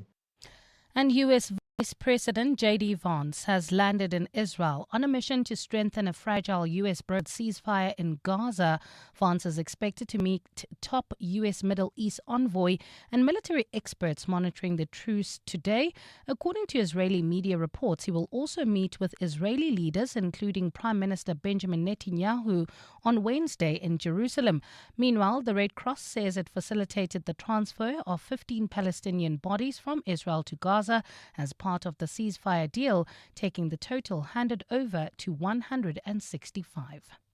A fine Wednesday in store for Gauteng tomorrow, lows of between 8 and 11 degrees and highs of between 23 and 26. Traffic heavily backed up driving through the Joburg CBD. That's the M1 southbound between Killarney Bends and the Crown Interchange. Protea Glen bumper-to-bumper traffic. N12 westbound between the R554 Abu Bakr Drive and the R558. And there's also slow-moving traffic. This is in the Bryanston area, N1 south between Rivonia Road and Winnie Mandela Drive. The top story in EWN, 2 teenagers have been shot and killed in Westbury in Johannesburg this afternoon. Clement Maniatella. Weekday mornings, 9 to 12. 9 to 12. So you acknowledge that the apartheid system systematically locked out opportunities for black people because of their race, and yet you believe race is not a proxy for disadvantage? I mean, go and read even the World Bank report. It says race is the most important determinant of life in South Africa. Inequalities we have today are the results of the apartheid system. Apartheid was engineered based on race. There are millions of black South Africans who are still trapped in poverty, and they also deserve an opportunity to be active participants in this economy. And I don't see how this proposal by the Democratic Alliance advances that. Clements Maniatella. 9 to 12 on 702. Mzansi Powerball just got bigger and the stakes even higher with a mind-blowing 160 million rand estimated jackpot this Tuesday. Play Powerball for an estimated 160 million rand jackpot today and you could win one of the highest recorded jackpots ever in the country. Buy your tickets now in-store on nationallottery.co.za, the mobile app, cell phone banking, or simply dial *120 *7529 hash for USSD. Panda Pusher Play. Players must be 18 years or older, so play responsibly. Itube is the proud operator of the National Lottery. Here's the thing about running a business. It needs constant connection with reliable communication between you, your staff, and customers. That's why the right partnership matters. Get Cloud PABX from Telkom Business, a unified communication solution that makes connecting easy from just 161 rands per month. This summer, your business deserves the best. Visit telkom.co.za/business for deals that keep your business online all the time. T's and C's apply. Telkom Business. Possible begins here. You can become a victim of a legal problem. Wrongful arrest, assault, uncontested divorce, rental disputes, maintenance matters, or labor problems. It can happen to you. Clientele Legal provides tough professional lawyers for an affordable monthly premium. Our legal team is standing by to assist you 24 hours a day. Join today. SMS Legal to 48721. That's legal to 48721. Clientele General is an authorized FSP and licensed non-life insurer. T's and C's online. Standard rates apply. For over a decade, Aluma Capital has had one simple mission: to help you secure the financial future you deserve. Over the past 10 years, they've empowered thousands of clients with personalized strategies, expert advice, and impressive returns of up to 13.2%. Whether it's growing wealth, securing retirement, or planning for the unexpected, Aluma Capital is there every step of the way. Visit aluma.co.za today. Aluma Capital is a licensed FSP. T's and C's apply. 702. WhatsApp John on 072 702 1702. John, number one, Mkhwanazi, what makes whatever he's saying to be credible is the fact that Mkhwanazi has brought evidence. Number two, Masimula has confirmed Mkhwanazi that Mkhwanazi is telling the truth. Number three, the very same people that Mkhwanazi is accusing, all of them, literally all of them, have confirmed everything that Mkhwanazi has said. And Mkhwanazi has backed everything with evidence. So why one wouldn't believe Mkhwanazi? We've got no reason of not believing General Mkhwanazi. I don't know what this guy who just called now to say, we as public, we've just already have sided with Mkhwanazi. I don't know what he's talking about. Mkhwanazi has given us a reason to support him because he has brought evidence, and everyone who has come has confirmed what he has been saying. Moses. Well, Moses, I have to say that you've just confirmed exactly what the person who you're criticizing was saying. Because your characterization of what's been said, of the amount of evidence, I don't know what your definition of evidence is, but mine is a set of facts that actually prove something beyond reasonable doubt.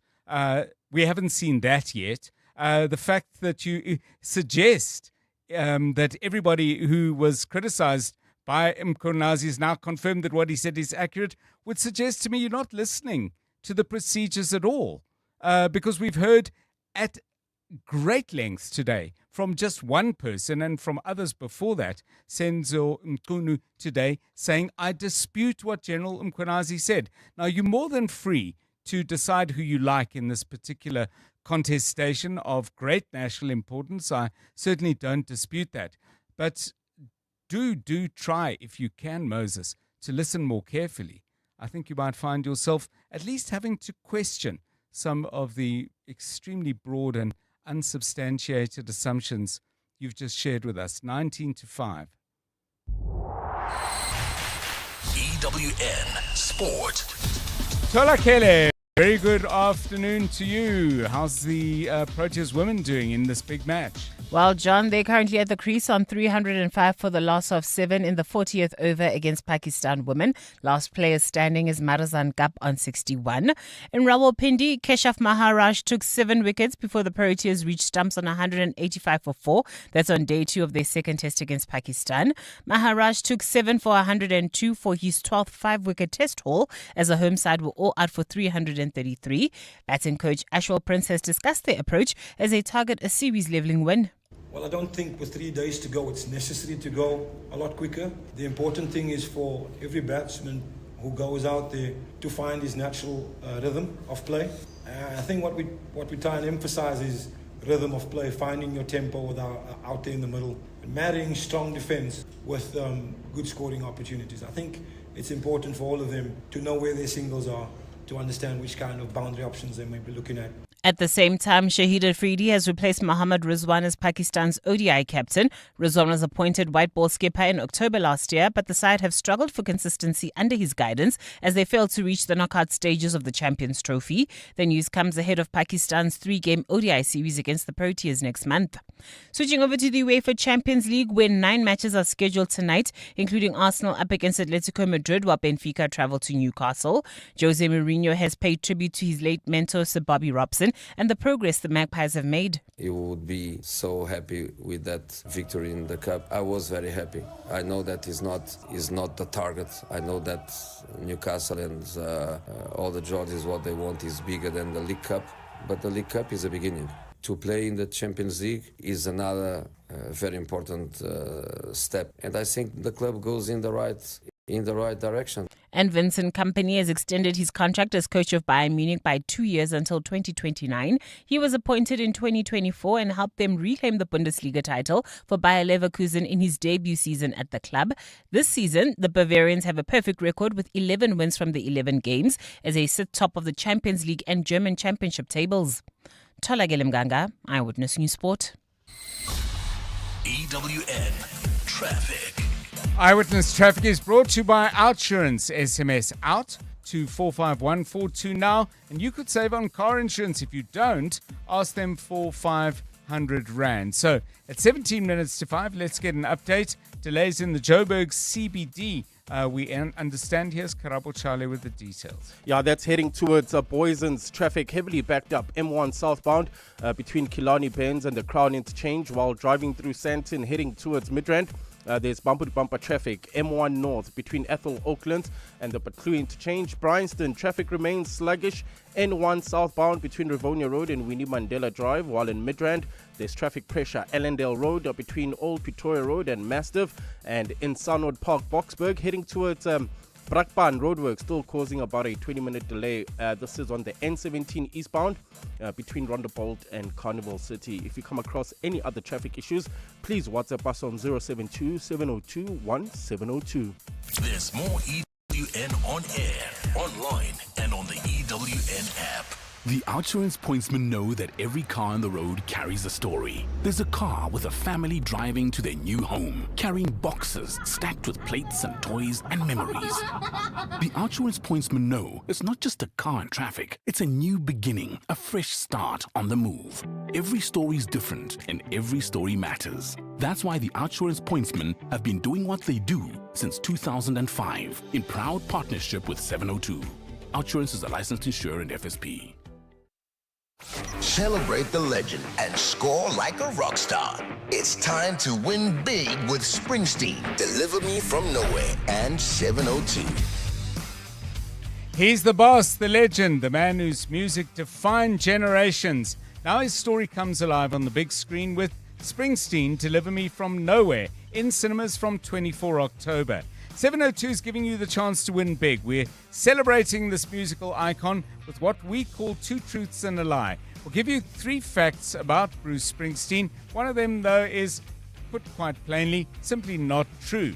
WhatsApp the keyword Springsteen ZA to 072 7021 702, and we could be calling you to play. Spot the line, you could win 2,000 Rand cash and a chance to score a Bruce Springsteen Nebraska 82 Expanded Edition LP box set.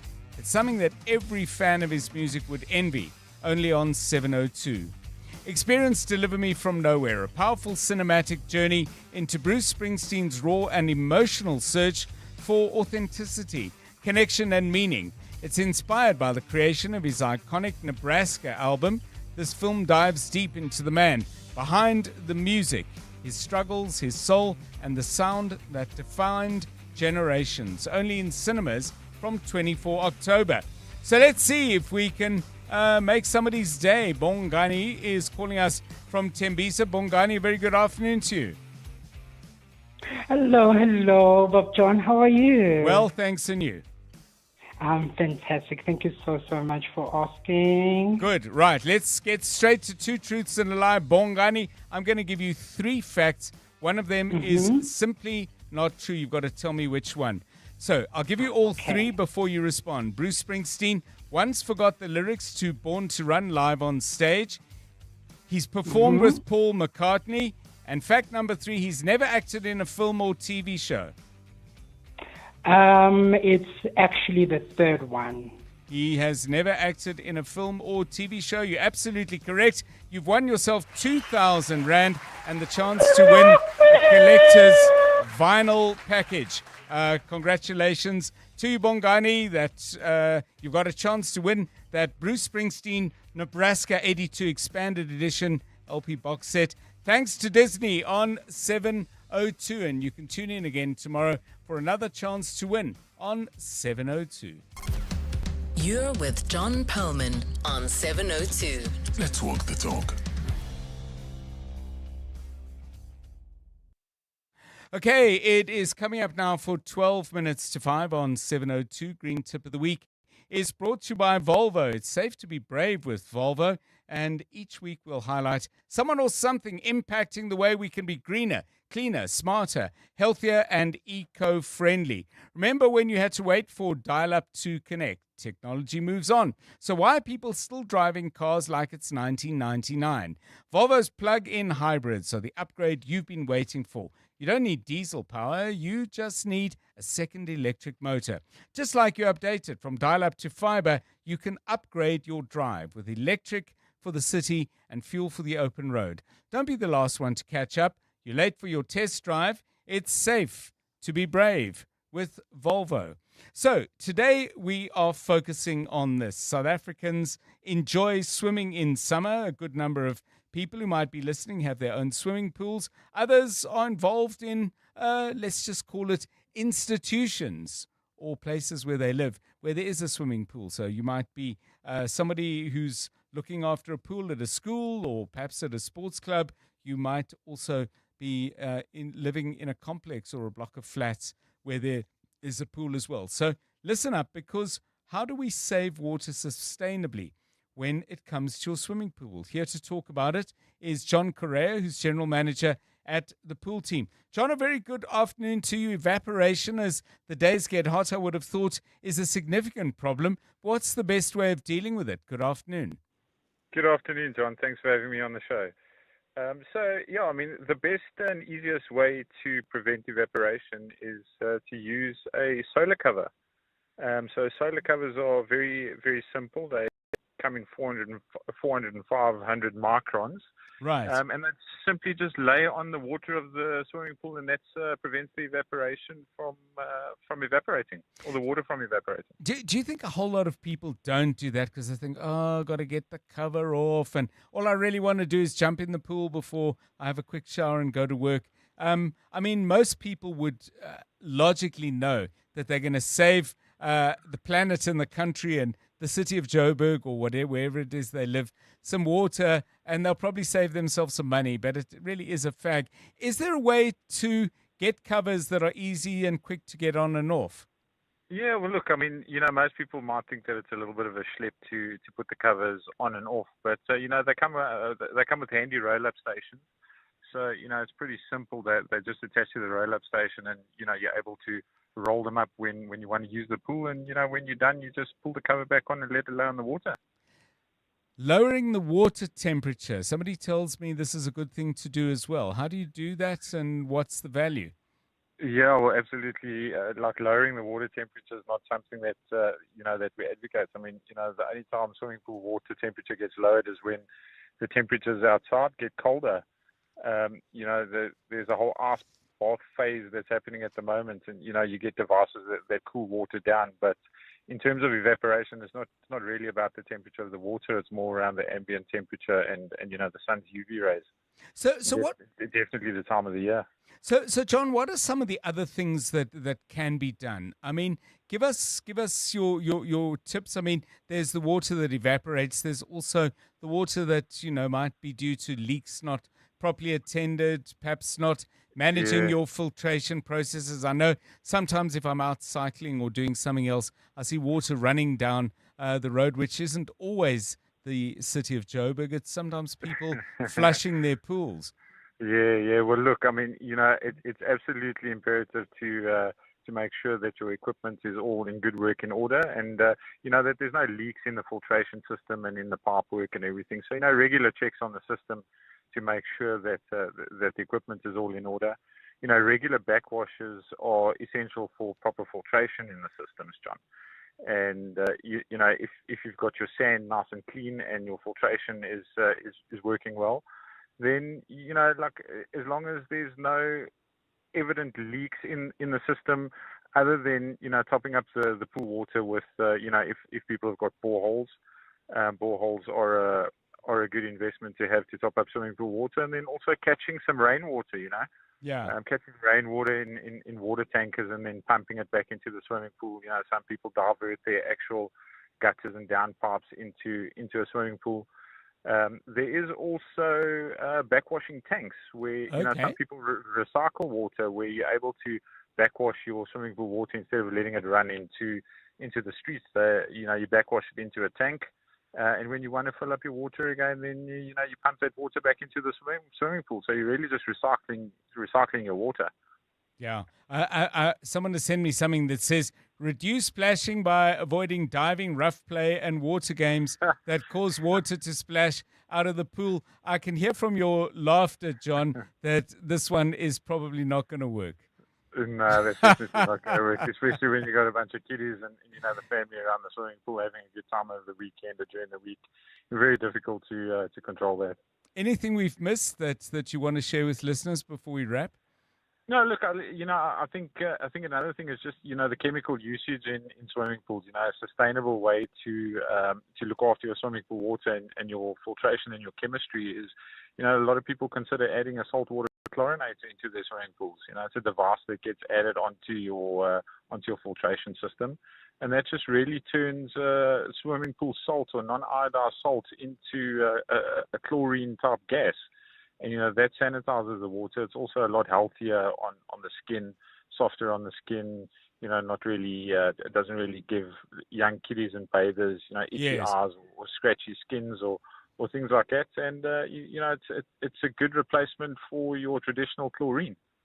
Thanks so much, John Correa, General Manager at the Pool Team. Green Tip of the Week was brought to you by Volvo. It's safe to be brave with Volvo. Tune in again next week, Tuesday, for another Green Tip of the Week. And if you've got any questions, by the way, around, for example, we've done things like the safe disposal of paint and used electronic equipment and so on. Maybe there's something at the back of your mind, or you've heard of a good idea or somebody doing some great stuff. Drop me a note on that. We'll see if we can factor it in for either next week or the week after. 072 702 1702. You're with John Perlman on 702. Let's walk the talk.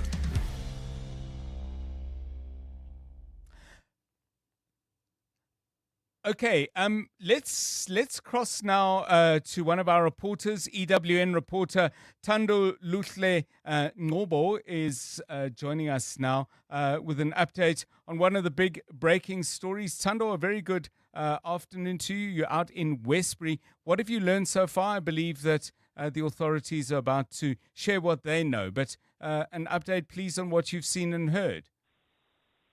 Afternoon, John. It's not a very good afternoon here in Westbury. 7 teenagers were shot, John, and we understand that 2 have died, while 5 are in critical condition in hospital. When we arrived earlier, the situation was tense extremely. Police have been consolidating information because we know that Westbury is an area historically known to be riddled with gangs and with high gang violence. And so police are suspecting that this could be gang related because they are saying that 4 men on foot approached these young boys who were just sitting outside of a house and a tuck shop here, John, and opened fire at them. And they walked away. They walked off. Police arrived here slightly later, but they are on the hunt for these 4 suspects. At the moment, General Fred Kekana is updating media as well. Forensic teams are busy assessing the area, the street here, Cruiser Street, which is cordoned off to traffic, and assessing the house where some of the boys were shot at. And so he is addressing the media now, and we'll get more updates from him, John. Thanks so much, Thando Luhle Ngobo, just engaging with the update being given by the police. I see it's going on at the moment. So Fred Kekana from SAPS is giving that briefing. Let me allow Thando Luhle to get straight there and gather the very latest. She'll update us through the news bulletins on the hour and the half hour, all through the day, right here on 702. If you live out in Westbury, first of all, I mean, just our thoughts are with you, because if it happens in your community, even if you're not directly affected, I would have thought that this sends absolute chills if you live in the area, particularly when you know the root causes have been there for a long time, and that probably will remain so as the case in the days and weeks to come. But if you do feel up to it and you live in Westbury and there's something you want to share with us by way of a voice note or a call, 0727021702 for the voice notes or the text messages. And if you want to chat, 011-883-0702. More news when we get it on that particular story. Aubrey Masango. Weekday evenings, 8 to midnight. We need to be a bit honest with ourselves. The corruptor and the corruptee are part of the same corruption. When you create a narrative that says, no, I was ignorant in this transaction, but like a deranged fool. And now we must sit here and be ashamed. You didn't know. It's the fault of these ones. These ones they are very bad. They corrupted me. No, Papa. Now go you didn't care about whether or not you were ignorant or not ignorant. You ate. Aubrey Masango. 8 to midnight on 702. 702. At the heart of global conversations shaping the future, Africa's voice matters more than ever. As Africa's largest bank by assets and lead sponsor of the B20 Summit, Standard Bank Group is proud to spotlight the continent's growth, partnerships, and potential on the world stage. Through informed dialogue and powerful partnerships, Standard Bank is driving sustainable growth where it matters most. Standard Bank is an authorized FSP and registered credit provider. What does extraordinary mean to you? Is it factories and warehouses that run themselves, or monitoring your assets in real time? Vodacom Business has connected more than 11.1 million IoT devices to enable smarter business, AI, cloud, enterprise apps, IoT, and security. One seamless ecosystem. Search Vodacom Business IoT. Together, let's build the extraordinary. Vodacom Business. Further together. Naked people smell expensive because naked people spend less money on insurance premiums and more money on fancy French colognes. Go to naked.insure now, get a car insurance quote in 90 seconds, and get naked. Naked Financial Technology is an authorized FSP. Corporates That Care promotes and encourages corporate leaders and all citizens to walk the talk for a better South Africa. Catch Corporates That Care this Wednesday at 10 to 9, featuring Pick and Pay. Their group CEO, Sean Summers, will be in conversation with Bongani Bingwa. And join us every Wednesday as we highlight the efforts of companies and brands dedicated to building our country. Corporates That Care is a Prime Media Cares initiative with 702 and Prime Media Outdoor. 702, let's walk the talk and make a difference together. This is EWN. A probe is underway into the deaths of 2 teenagers in Westbury, and Minister Mchunu dismisses allegations of asking to party with Brown Mokhotsi.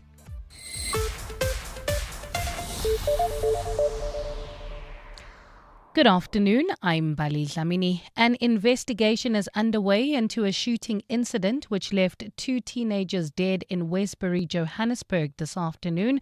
5 others are receiving treatment in hospital following the shooting incident.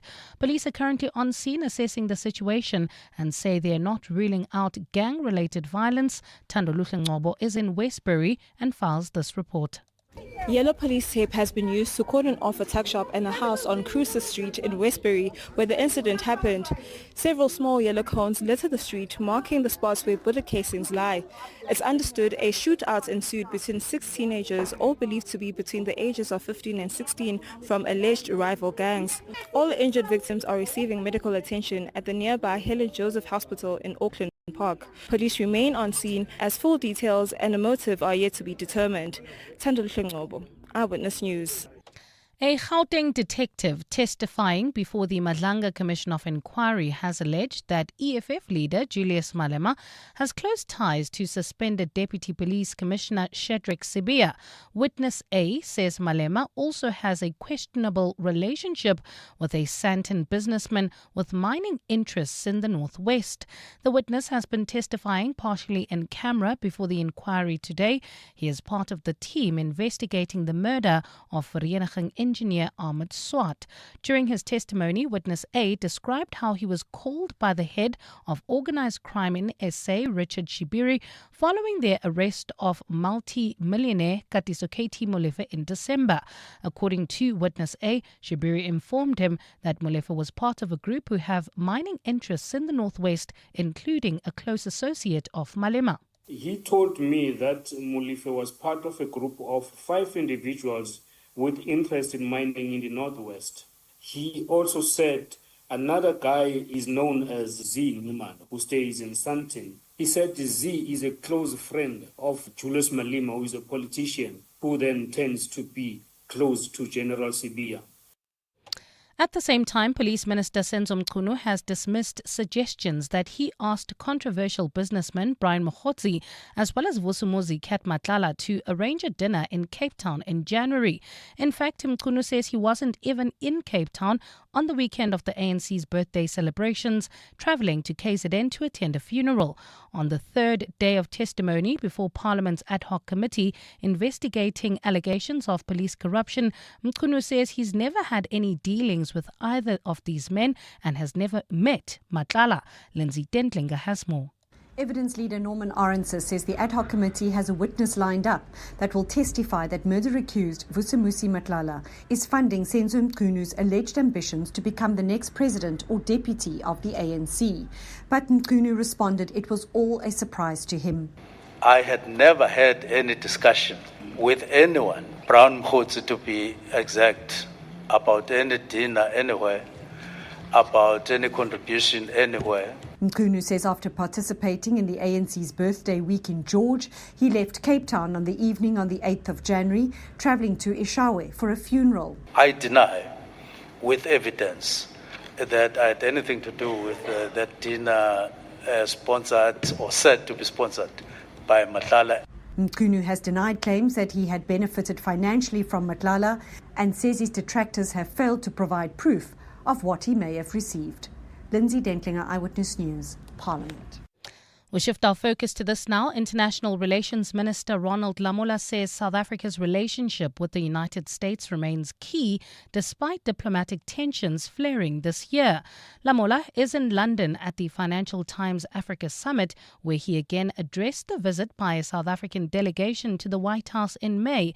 At the time, President Cyril Ramaphosa was accompanied by 4 ministers and businessman Johan Rupert in an effort to salvage ties between the two nations.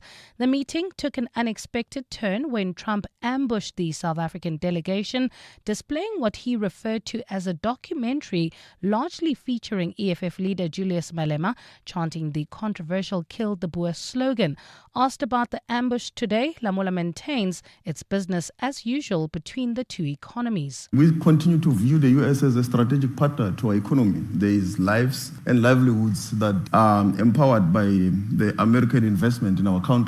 600 U.S. companies invested in the South African economy. So that's why the relationship remains very strategic.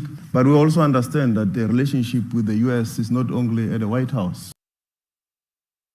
And US Vice President J.D. Vance has landed in Israel on a mission to strengthen a fragile U.S.-brokered ceasefire in Gaza. Vance is expected to meet top U.S. Middle East envoys and military experts monitoring the truce today. According to Israeli media reports, he will also meet Israeli leaders, including Prime Minister Benjamin Netanyahu, tomorrow in Jerusalem. At the same time, the Red Cross says it has facilitated the transfer of 15 Palestinian bodies from Israel to Gaza as part of the ceasefire deal, taking the total handed over to 165. Gold is trading at $4,269.71 an ounce.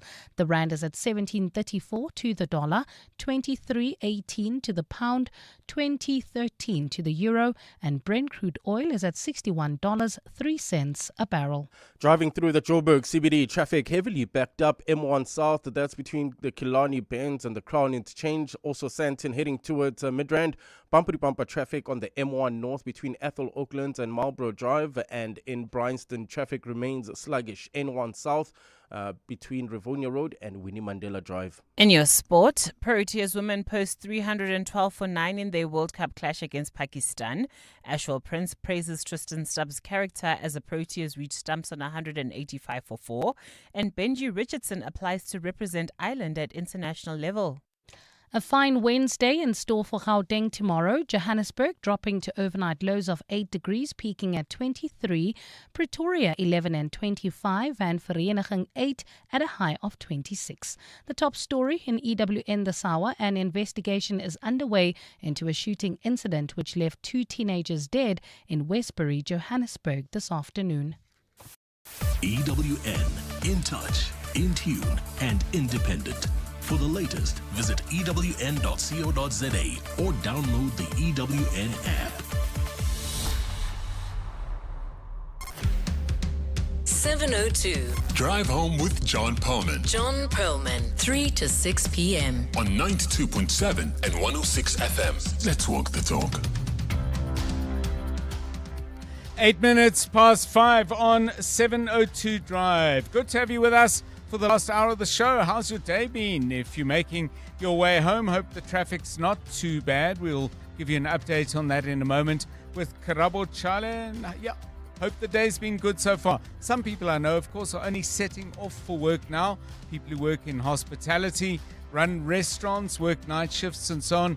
Let me just say, we really do appreciate people who keep odd hours to make sure that we can enjoy the leisure time that we look forward to in the evening. So, hope it's a good one if you're just heading for your work shift now. Coming up on the show, the Madlanga Commission of Inquiry.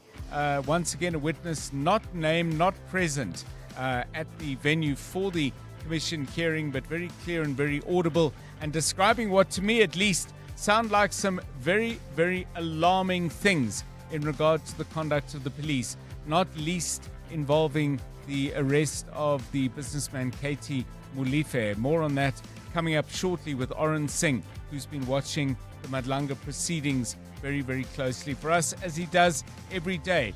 Traffic, as I said, in a moment. This is 7:02 Drive. 7:02. WhatsApp John on 072 702 1702. Well, John, if you know the movie of Al Capone captured the state, captured the police, the judiciary, and everyone until one police officer, one, said enough is enough. And then he arrested him. And then he was sentenced to 11 years. So if Mukonas didn't expose this rot, really these criminals would be stealing and stealing and stealing. Thank you very much. This is Taru from Deep Roof. Hey there, John. It's Kevin, Strubens Valley. Very sad to hear about the killings of those two teenagers and those ones who are still fighting for their lives. What is even more sad is that we have Sophia Town right next to Western where these things are happening. So clearly no police visibility, no police patrolling in the area whatsoever. Wonder how long they took to respond. Very, very sad what's happening. Yeah, it really is a terrible situation out in Westbury. And again, just to invite people there, if you want to share with us your thoughts about what's going on in your community, 072 702 1702. It's 11 minutes past 5. EWN Traffic. Eyewitness Traffic is brought to you by Outsurance. SMS the word out to 45142 now. And you could save on car insurance. If you don't, ask them for 500 Rand. More problems in the Joburg CBD. There have been difficulties in other parts of Gauteng as well. Let's get a wrap with Karabo Chale. Good afternoon. Good afternoon, John. Yeah, Joburg CBD heading towards Poison's traffic heavily backed up. M1 southbound between Killarney Bends and the Crown Interchange.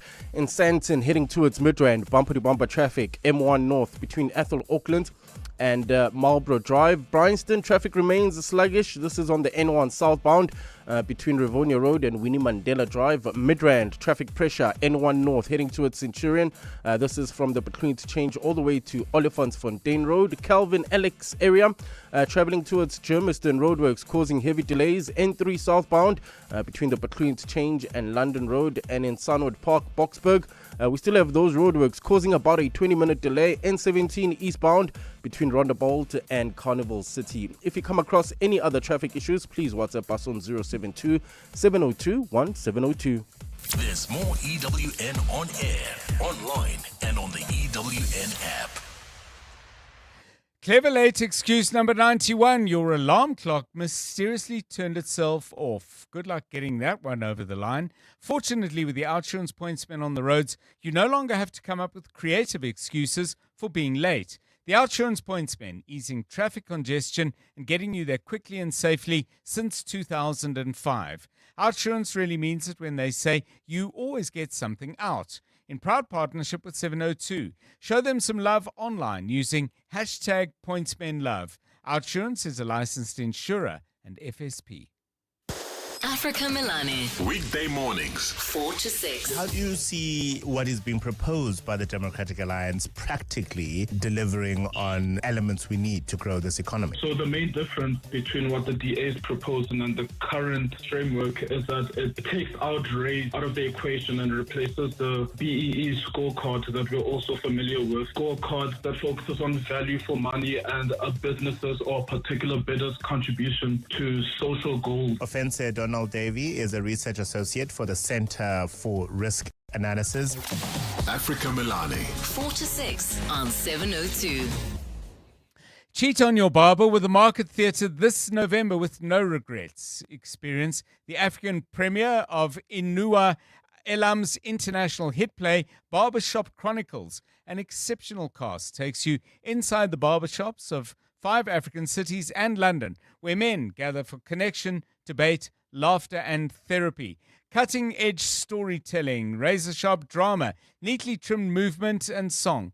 Don't miss Barbershop Chronicles, directed by Sibusiso Mamba. Visit markettheatre.co.za to buy your tickets.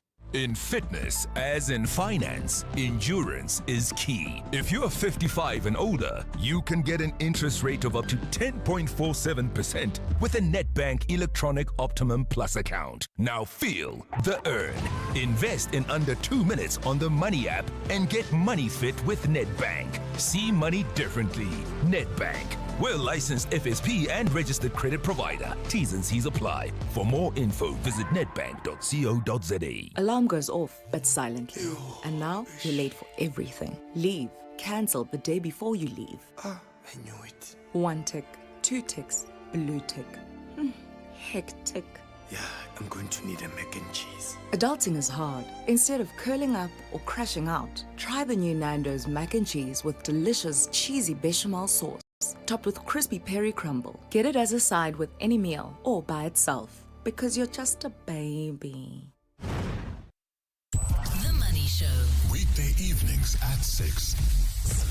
Daniel Manele is the B20 South Africa Energy Mix and Just Transition Task Force Chair. You suggest there's a big opportunity here for our continent. What opportunities are there from the Just Transition? The recommendations that we made in the task team are really geared towards what we refer to as the $11 trillion opportunity that this energy transition represents, and that Africa must take advantage of these opportunities and play its rightful role.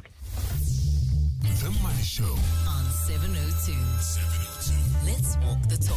The Money Show with Stephen Grootes is brought to you by ABSA Corporate and Investment Banking, proud sponsor of the ABSA Africa Financial Markets Index 2025. The insights to guide you through Africa's financial landscapes are waiting for you. ABSA is an authorized FSP and a registered credit provider. T's and C's apply. You're with John Perlman on 702. Let's walk the talk. 16 minutes past 5, so we've had a pretty good sense, I think, of the conversation going on so far with suspended Police Minister Senzo Mchunu down in Parliament. That's still going on, so there'll be more to report on that. We'll get updates from Babalo Ndenze probably in the next new bulletin, and certainly at 6 o'clock. But then there's the Madlanga Commission of Inquiry as well. For the second day in a row, a partially in-camera hearing. I don't know what the correct definition would be. The voice of the person giving evidence is not disguised. They are, however, not present, and there are no visuals giving any indication as to who they are for people who might recognize the person. Let's find out what's happened today then, and welcome to 702 Drive, our EWN colleague, Oren Singh. So, Oren, once again, let's start off just by getting a sense of who the witness is, without naming them, obviously, or breaching anything in that regard, but a profile, if you will. Witness A, John, and good afternoon, is a member of Gauteng Organized Crime. He's a detective that has been investigating crimes in the province for a number of years, even decades, previously attached to the Trio task team in Soweto. So he's someone that's decorated in his field, being a detective, and he's been assigned and been working on high-profile cases in the province. Okay, so let's find out then what the key things that have been said. I mean, the one thing that's being spoken a lot about is they were seeking to arrest the businessman Katie Molefe, and then other cops show up. Now, for people who may not have followed the details, it's a quite extraordinary story, particularly when helicopters show up. Yeah, I think that was interesting and pricked a lot of people's ears when that testimony came up this morning. So initially, the team's investigating the murder of Armand Swart, which is what Witness A was part of the team doing, go and do a search and seizure operation at Katie Molefe's Sandhurst home last year in December, but also have an arrest warrant for him, and they arrest him. And during this operation, when they're going through documents in his house, a very lavish and mansion, I can put it as, John, they get information that the Hawks have arrived. Now, this is something that's been out in the media previously when Lieutenant General Mkonazi testified that there was some interference. And at the time, the Hawks who arrive at Molefe's home say that they've been instructed to come there and find out what's going on by the national head. And at the time, the national head of the Hawks was Lieutenant General Godfrey Labia. He has spoken about this in the past. He has suggested that he received a call from someone not saying whether it was Katie Molefe himself, that there was a raid being conducted at this home, and he instructed members to go find out what's going on. But over and above that, Witness A suggests that there was a helicopter circling quite low over Molefe's house. And only later did they find out that that helicopter was deployed by Gauteng Traffic. It was an official Gauteng Traffic police helicopter. And they were acting on instruction from the Hawks that there was a possible bogus operation happening at Molefe's house. But I think overall, it just shows how much pull Molefe has. If not directly through him, yes, how much of people know where his house is, who he is, and he definitely has some sort of standing within society to be given this much attention. Yeah, well, standings in certain sections of society, I would guess, which is perhaps something to explore on another occasion. But Oren, I mean, it's an absolutely extraordinary situation, and I was listening to that part of the testimony where the witness was saying they called their heads, the people who command them, and they were saying to them, listen, we don't know what to do. And I got the sense they were actually quite scared, is probably not the wrong word, not necessarily the correct word, but very, very apprehensive as to what was going on around them. I mean, did you get a sense that they felt they were facing physical threat themselves? This way, John, during the course of Witness A's testimony yesterday and today, he has on several occasions mentioned the name of Major General Richard Shibiri. Mm-hmm. And this general is important because this is the head of organized crime in the country, not just in Gauteng, but nationally. And saying that they had been briefed by Major General Shibiri on several occasions to talk to them about the sensitivity of this case and the dangers associated with them investigating this murder, but also the arrest of Katiso Molefe, saying that these are heartless criminals, these are very dangerous figures that have connections to quite high-ranking police officials. Someone else calling him, Witness A, at some stage and saying that you've just arrested someone that is very close to the generals, not specifying which generals he's referring to, but saying that you are knocking on doors where you shouldn't be knocking, essentially. So I think a lot of people knew that they were barking up the wrong or perhaps the right tree here, John, when it comes to organized criminal syndicates in the province. And the investigating team knew that they also found themselves in a very precarious situation because they didn't know who to trust. Witness A suggesting at some stage he still doesn't know if he can trust the head of organized crime in South Africa, that being Major General Richard Shibiri. I mean, let's take a step back from the specifics of today and let me put this question to you, Oren, as someone who's really covered a lot of issues around the police, but criminal justice system more broadly. Anyone listening to this as a member of the public would say this sounds like, if not yet a gangster state, the early stages of one, where police officers doing important work that involve significant and serious crime, certainly allegations of that in South Africa, are as afraid of their own colleagues as they might be of the people they are seeking to arrest. If I've got that correct, that's a scary situation. It's a very scary situation. I think we kind of heard towards the tail end of Witness A's testimony today of how you kind of felt that he was disheartened. Yes. By he portrayed himself as this dedicated police officer that found himself in a very tricky situation, a very hard place to find oneself, in that he couldn't rely on the people he's supposed to rely on within the organization and the hierarchy of the structure and reporting line. He didn't know who to trust and he didn't know where to turn. And he felt, and he still feels like today, that if he can't do his job as a detective for organized crime in this province, who do the Republic and the people of South Africa have to turn to if they can't trust police? And in turn, he himself can't trust the people he's meant to trust, in that of the generals that they're meant to be reporting to within SAPS. So I think it paints a very bleak picture for the organization as a whole. And I think the more we're getting into this Madlanga Commission as well as the ad hoc committee, we're seeing that quite clearly. But I think I would caution the public, John, very carefully to not make assumptions yet. Yes. We're still at very early stages. I mean, the Commission haven't even filed their 3-month report yet. We still got to go until mid-December before they even file their 3-month report. And so to paint one person in one light versus another person in another. I think we must just not jump the gun just yet. And just finally and briefly, if you can, Oren, reference to Julius Malema at Madlanga, I think that's a first. What was said and what was the context? I think it was an interesting one, especially I've been looking at some comments on X and people are trying to put two and two together, that the fact that Julius Malema was not there in the ad hoc parliamentary committee when Lieutenant General Shadrack Sibiya appeared.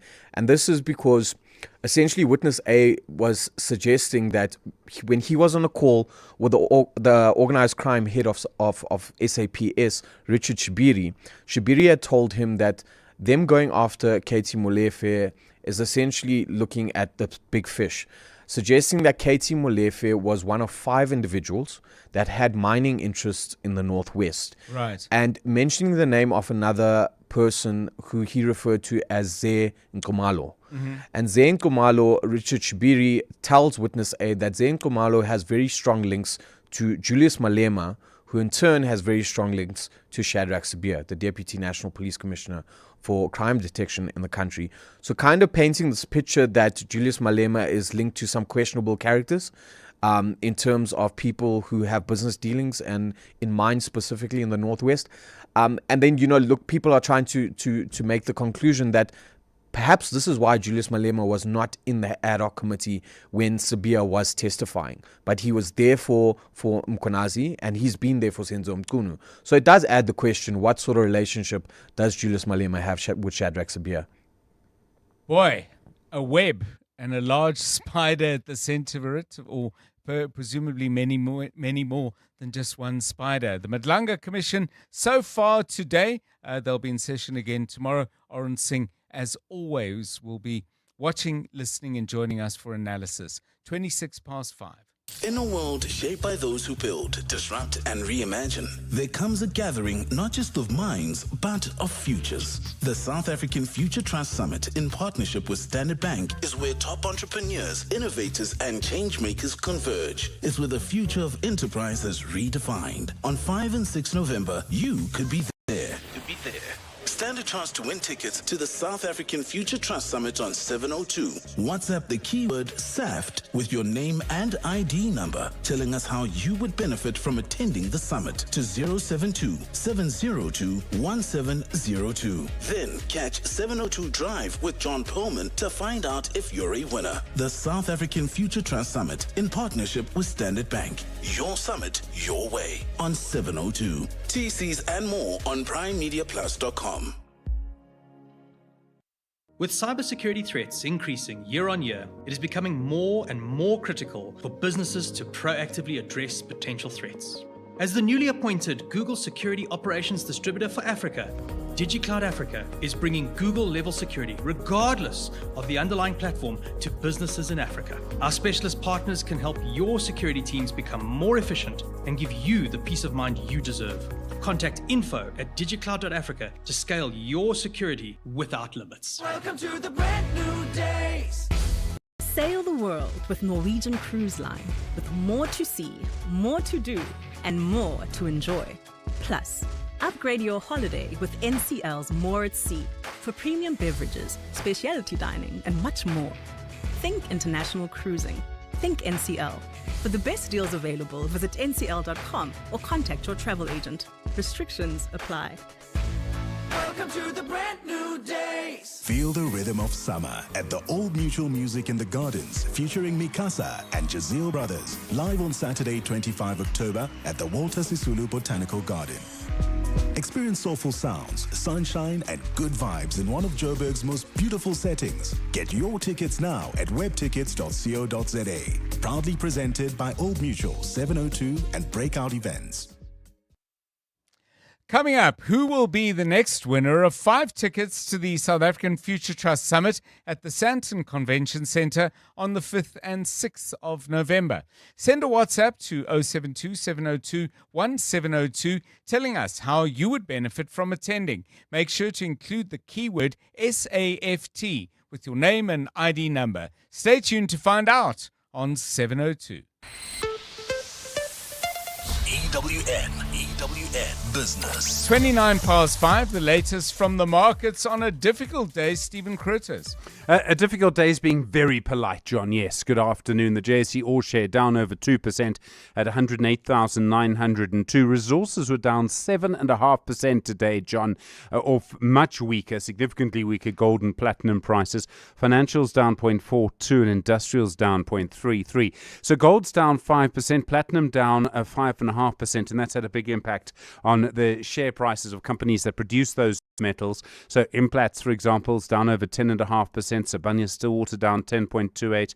DRD Gold down nearly 10%. Just to point out, though, that both in platinum and in gold, the prices of these companies have gone up so quickly that they're pretty much back to where they were just last week. So I don't think anyone's crying too much into their milk just yet. The story of the day, probably the Foschini Group, down 16.64% on the day.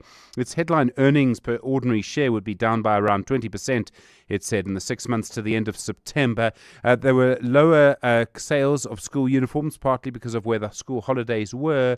They had a difficult winter as well. They had to mark down some clothes dramatically just to get the stock out the store. All of that having an impact, talking about the subdued economy as well.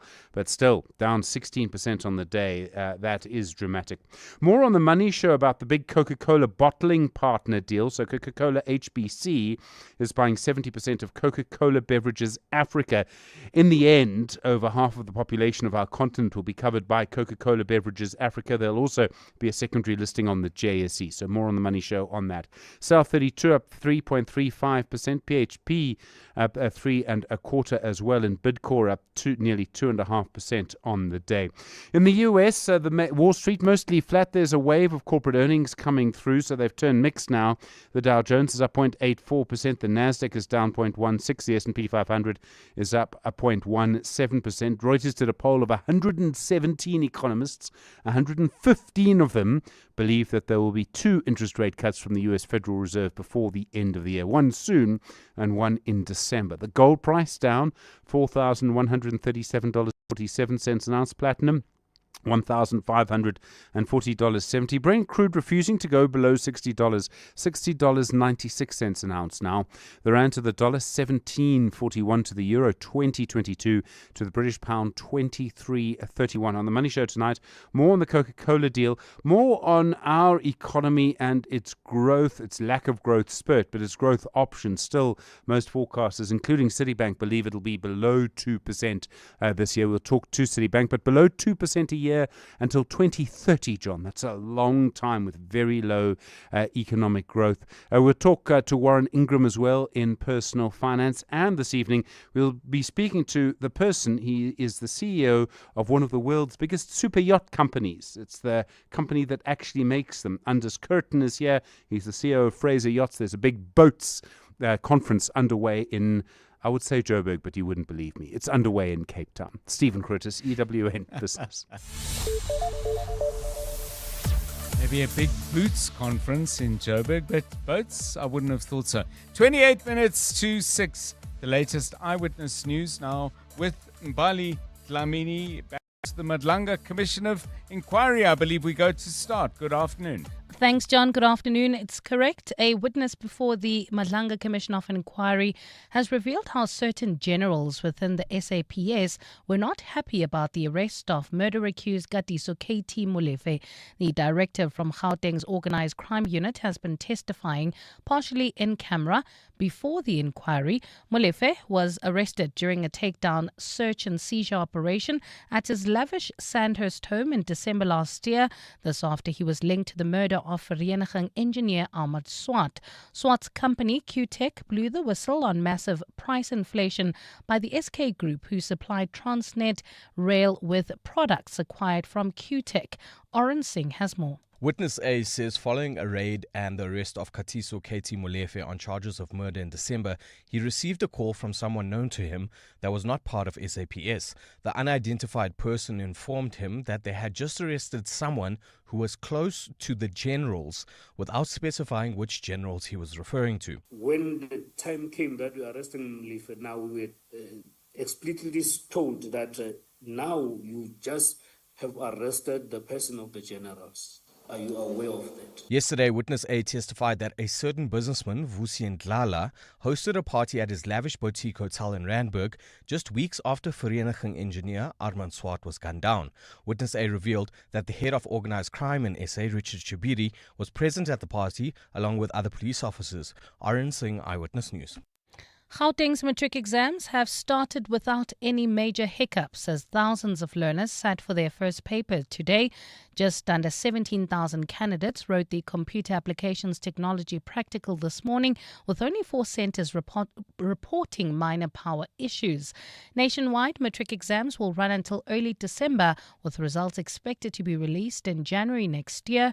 Education MEC in Gauteng, Matume Chilwane, says all challenges experienced today were quickly managed thanks to backup generators and solar power, ensuring that no learner was disadvantaged. Spokesperson Steve Mabona. MEC is encouraged by the level of preparedness and the commitment displayed by the officials across our exam centers. It did indicate that our teams acted swiftly where challenges arose. Western Cape Mobility MEC Isaac Sileko has warned against speculation around the motive behind the murder of a Carter taxi boss. The 32-year-old was shot and killed on the R300 highway yesterday, and his 2 bodyguards were injured. Last month, Sileko implemented a 30-day route shutdown between Khayelitsha, Mfuleni and Somerset West following deadly violence linked to a feud between Carter and Kodeta. The routes have since been reopened. Sileko says yesterday's shooting is deeply concerning. While we are aware of the location of the incident, we are not in a position to confirm whether it is connected to the operations of the 10 routes and lanes that were under extraordinary measures. We will await official confirmation from the South African Police Service before making further comment. Sileko says daily monitoring systems established on these routes will continue. Our focus remains on promoting peace, stability, and safety within the minibus taxi industry, and we will not tolerate any return to violence. And in France, a woman has been charged for the theft of 6 gold nuggets worth $1.7 million from the Museum of Natural History in Paris. It's understood the Chinese-born woman is part of a group of thieves who exploited a security flaw that had not been identified during the last audit conducted in 2024. The woman was arrested in Barcelona while trying to dispose some melted gold, which weighed around a kilo last month. French police say they are still investigating the incident. A fine Wednesday in store for Gauteng tomorrow. Lows of between 8 and 11 degrees and highs of between 23 and 26. Midrand traffic pressure on the N1 northbound. That's between the Bethlehem Interchange and Olifantsfontein Road in Bryanston. We still have heavy delays on the N1 southbound from Rivonia Road to Winnie Mandela Drive. And driving through the Joburg CBD, traffic remains heavily backed up on the M1 south between Killarney Bends and the Crown Interchange. The top story in EWN, a witness before the Madlanga Commission of Inquiry has revealed how certain generals within the SAPS were not happy about the arrest of murder-accused Katiso KT Molefe. Bongani Bingwa, 702 Breakfast. Weekday mornings, 6 to 9. You would have, of course, had a look at the DA's Economic Inclusion for All bill, and they're saying this is a credible alternative to the current BEE policies. Is that a fair argument? Does it effectively address the imbalances of the past? I don't think so, Bongani. At first glance, it seems more like a trickle-down economy type of approach to transformation. Deborah Kast there, Chairperson of Public Interest South Africa. Bongani Bingwa, 6 to 9. On 702. Remember when you had to wait for dial-up to connect? Technology moves on, so why are people still driving cars like it's 1999? Volvo's plug-in hybrids are the upgrade you've been waiting for. You don't need diesel power, you just need a second electric motor. Just like you updated from dial-up to fiber, you can upgrade your drive with electric for the city and fuel for the open road. Don't be the last one to catch up. You're late for your test drive. It's safe to be brave with Volvo. We're going to make insurance great again. We're going to build a wall around high premiums. A big wall. The best wall. And guess what? You're not paying for it. We're gonna grab poor service by the policy. It's gonna be tremendous. Believe me. This message has absolutely nothing to do with the US government. It's paid for by the King of Insurance, who's making insurance great again. Get a quote now. It'll be the best decision. People are saying ever. King Price is a licensed FSP. No fake news, just like her insurance. Running a business is tough. You need tools that just work. That's why more South African businesses are switching to Mac.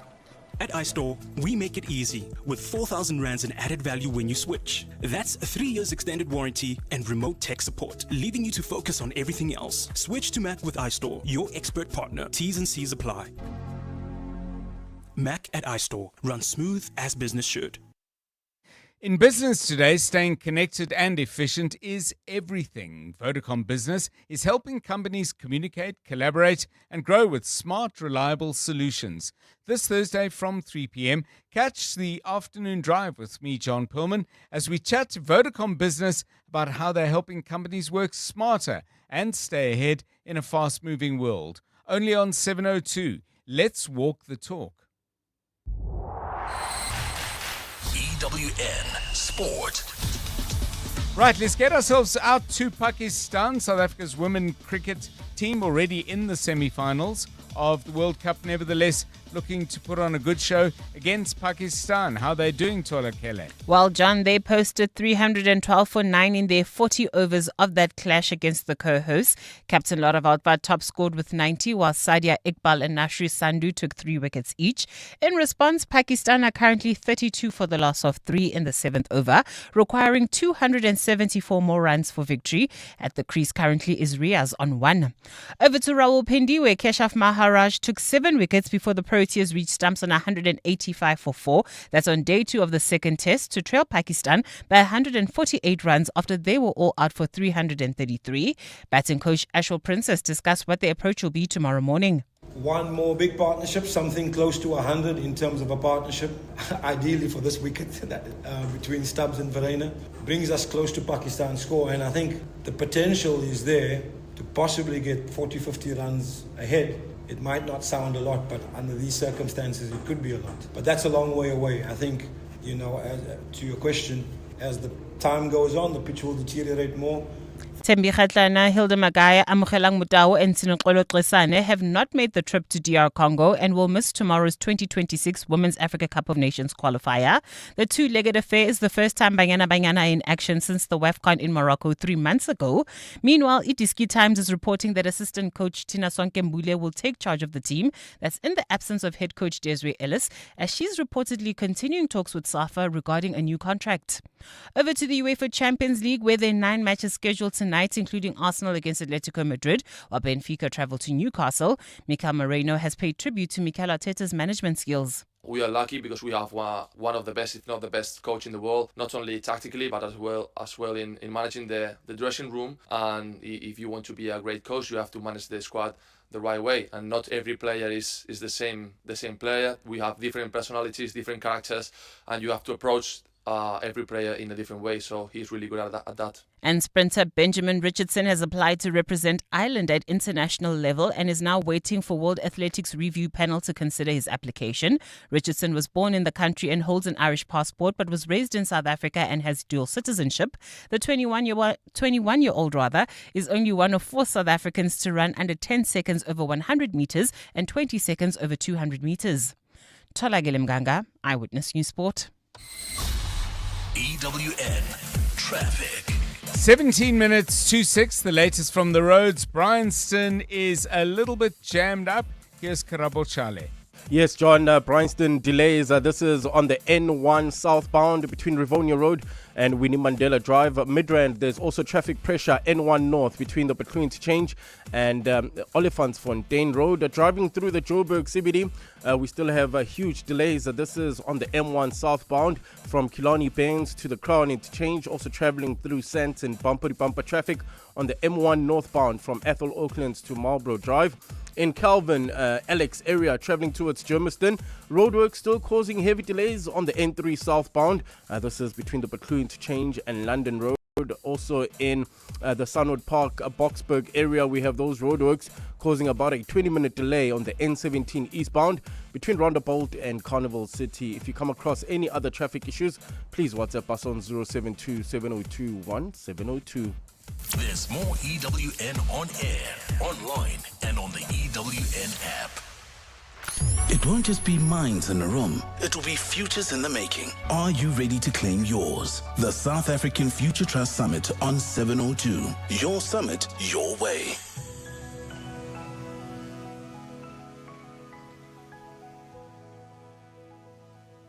"16 minutes to 6, the South African Future Trust Summit's premium entrepreneurial showcase returns to the Sandton Convention Centre on the 5th and 6th of November. In partnership with Standard Bank, the summit will bring together entrepreneurs with bold ideas and big ambition. Join masterclasses with industry experts who will share valuable knowledge on relevant topics and seize the opportunity to pitch your business ideas to leading investors.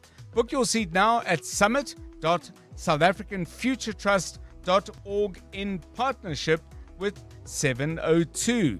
However, we have got 5 tickets to give away, and we've been asking you to send us something brief telling us why you think you should go to the summit, how would it benefit you, and of course, if it benefits you and you go out and do some really interesting and useful things with your entrepreneurial ideas, well, that adds an important bit to the prosperity we're striving for in our country. So let's hear from our first and next contestant. Ramoy Pone is calling us on the line from Centurion. Very good afternoon to you. Good afternoon. How are you? Yes, doing well, thanks. I want to ask you, so you want to attend the South African Future Trust Summit. How do you think it would benefit you? And tell us a little bit about what you're doing as an entrepreneur. Okay, as an entrepreneur, I'm an owner of Dinogo IT Solutions. Okay. We do processes and automation. And how will it benefit us is to open us from new networks and with the possible partnerships with B2B, other SMMEs, to create jobs in South Africa. Yeah, and when you talk about the business process automation that you do, I mean, for somebody who doesn't know much about that field, just give us some sort of idea of the kind of work that you do.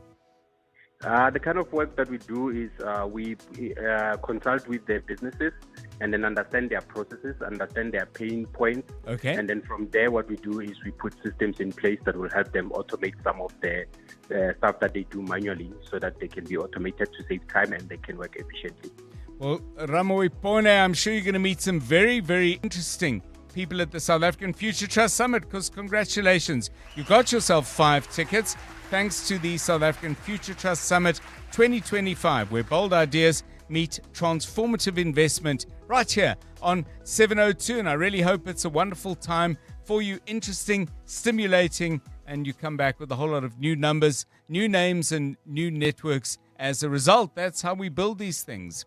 Now, for a chance to win, maybe you're interested, WhatsApp us your reason for wanting to join the South African Future Trust Summit in partnership with Standard Bank. All of it taking place on the 5th and 6th of November. We could be calling you back. We'll do it tomorrow. You're with John Perlman on 702. Let's walk the talk. Okay, let's have some music now to end up the shows we always do right here on 702 Drive. We get a fair bit of singing in our section. Oh, don't laugh, Karabo Charlie. It's not that bad. It tends to be brief, but I find that mostly people know, the chorus, and they may know a few lines. Then there's a bit of la la la and a just to kind of keep the song going until they get to the bit that they know. But I read something where people were talking about knowing literally every single lyric to a song. Now, I think there are a couple that I know most of the lyrics to. One of them would be The Boxer by Simon and Garfunkel, partly because my elder brother played it whenever he could get access to the gramophone. Another is, it's a James Taylor song. I can remember the lyrics, but I can't actually remember the name of the song. It'll come back to me in a minute. But is there a song that you know all the lyrics to? Give us the song. You may want to sing a couple of the lyrics on the thing, but then we'll play it in its original form. I scouted around the team and said, who knows the lyrics, all the lyrics to a song, and I must admit I didn't get many takers. I wasn't going to volunteer, but Karabo Chale is absolutely sure he can sing which song from beginning to end. Black Street Boys. Yes. Don't Leave Me. So, John, back in the day, we used to listen to R&B a lot, and we used to write the song lyrics, like all of them, in the book. So you'd play the tape, rewind, play, and write all the lyrics, and then you would know the lyrics. I'm not sure if I know it 100%, but I know back in the day, I knew this song. Yeah, all of it, word for word. All right. So how are we going to do this? So do you want to give us some, like a verse, and then we go back to the original? We won't ask you to sing the whole thing. I'm just looking at the lyrics online, by the way, and it's quite a long song. Yeah, no. If you take your love away from me, I'll go crazy. I'll go really insane. Yeah, you've got your problems, baby, and I've got mine. Let's just end it all by putting it together. Yeah, I'm reading. I am not singing. Thank you. Very good, Karabo Chale. There's more lyrics to come. Let's get the original. Here's Black Street. No, baby, no, baby, no, baby. No, no, no. No, baby, Take your love away from me, I'll go crazy. no. I'll go insane.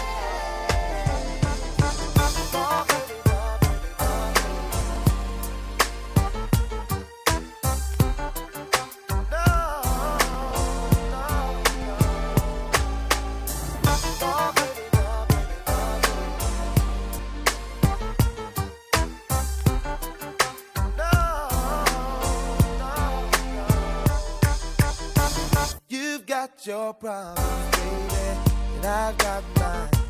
Let's just spend it all by putting it together. Yeah. When you say you love me, it don't mean nothing. Don't Love Me by Black Street, produced by the legendary Teddy Riley. Came out in February 1997. So how old would you have been then? So I was in primary school. Okay. So I think, senior primary school. I can't remember which grade, but yeah, it was a big thing. Everybody had like a notepad and would all like compete who's got the most lyrics in their books. And were you getting the lyrics by ear, or were you going online? By ear. So Okay. you'd play it by tape and then play Yes. a certain portion of it and then write it down and then go back and then play it again and see if you've got it all right and then carry on and then stop it. Write the part. And your lyric book was a fat one. Well, I tried. It was pretty thick. Yeah. I would expect you to have tried. It sounds like you succeeded. Okay, so Don't Leave Me. Karabo Chale can sing the whole thing. We're not going to put that to the test, but we absolutely take his word, and he has a notebook just in case he has to refer to it. Black Street is the band. So you tell us that song where you think you know at least almost all of the lyrics, and maybe tell us why. You just got those lyrics into your head. 072 702 1702. It's 8 minutes to 6.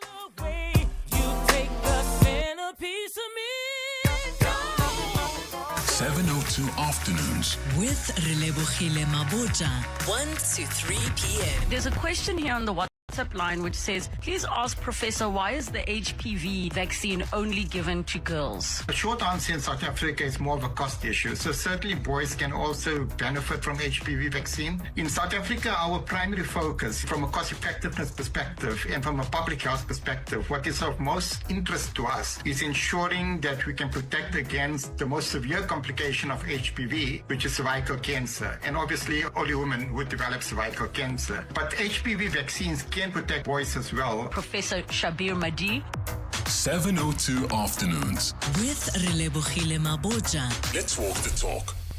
Study your law degree at Regenesis Law School in Sandton or online and build a successful future with leading multinational corporations. Or you could launch your own legal practice. A Regenesis Law degree is profoundly transformational, shaping intellectually sharp, fearless warriors of justice and purpose, expert-driven lawyers. Regenesis is Africa's fastest-growing education institution with 1,000 multinational clients across 12 countries and a faculty of 100 industry experts. Enroll now for your law degree at Regenesis Law School at law.regenesis.net. If this ad caught your ear, imagine what Prime Media can do for your business. With SA's leading media company, your message reaches the right audience across radio, digital audio, video, and display. The Prime Impact sales event is coming to Joburg, 3 to 7 November, and Cape Town, 10 to 13 November. Register today for a free demo commercial, a custom campaign, and unbeatable annual partnerships. Seats are limited. Secure yours now at primeimpact.co.za. The future of mobility is here, and it's powered by clean energy. Join business leaders, policymakers, and innovators at the NEV Summit 2025. Taking place on 22 and 23 October. Together, we're driving Africa's green industrial revolution, building new industries, creating jobs, and positioning Gauteng as the hub of sustainable mobility. Visit evsummit2025.co.za to learn more. The NEV Summit 2025, driving Gauteng towards a green automotive economy. The vault is loaded. The clock is ticking. Get ready for Swiper by Absa Rewards. Next week, 702 and Absa Rewards could make you up to 30,000 Rand richer. Plus, give you a chance at a brand new Jayco J5 Vortex plus 3 months of premium car insurance from Absa if you're an active Absa Rewards member with a valid driver's license. Want in? Send hashtag Absa Swiper Rewards to 067 384 0022 and catch Swiper by Absa Rewards on 702 Breakfast with Bongani Bingwa. Your story matters. Absa. Absa is an authorized FSP and registered credit provider. T's and C's available at primemediaplus.com. The Johannesburg Philharmonic Orchestra celebrates its 25th anniversary with its Spring Symphony season, opening with the annual joint performance by the Johannesburg and KZN Philharmonic Orchestras. The season runs from 30 October until 20 November, every Thursday at 7:30 p.m. at the Linda Auditorium. Tickets available on Quicket. For over a decade, Aluma Capital has had one simple mission: to help you secure the financial future you deserve. Over the past 10 years, they've empowered thousands of clients with personalized strategies, expert advice, and impressive returns of up to 13.2%. Whether it's growing wealth, securing retirement, or planning for the unexpected, Aluma Capital is there every step of the way. Visit aluma.co.za today. Aluma Capital is a licensed FSP. T's and C's apply. Drive home with John Perlman on 702. Let's walk the talk. So songs that you know virtually every lyric to. Ingatani, by the way, responds wonderfully to what Karabo Chale was saying and says, I was just like Karabo, writing the songs down and rewinding the record. And then 3 of those emojis of pure delight. They're off at an angle and there's a big red mouth with a smile. Yeah. Clearly delighted at the memory. Couple of your voice notes. Let's go. Don't go changing, trying to please me. We never could have come this far. Oh no, Very White, stay the way you are. Hey there, John. It's Kevin again. Strubens Valley. Know and used to love all Tupac song, but the one that really stood out was Dear Mama. So please do me that favor, John. Have a great day.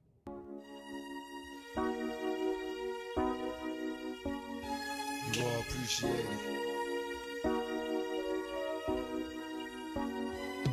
When I was young, me and my mama had beef, 17 years old, kicked out on the streets. Though back at the time, I never thought I'd see her face. Ain't a woman alive that could take my mama's place. Suspended from school, I'm scared to go home. I was a fool with the big boys, breaking all the rules. Shed tears with my baby sister. Over the years, we was poor than other little kids. And even though we had different daddies, the same drama when things went wrong, we blame mama. I reminisce on the stress I caused. It was hell, hugging on my mama from a jail cell. And who thinking elementary? Hey, I see the penitentiary. Tupac off the album Me Against the World, the song Dear Mama. Songs that you can sing every lyric to. Midora says that they can sing Nomalizo by Leta Mbulu. Let's hear Leta Mbulu.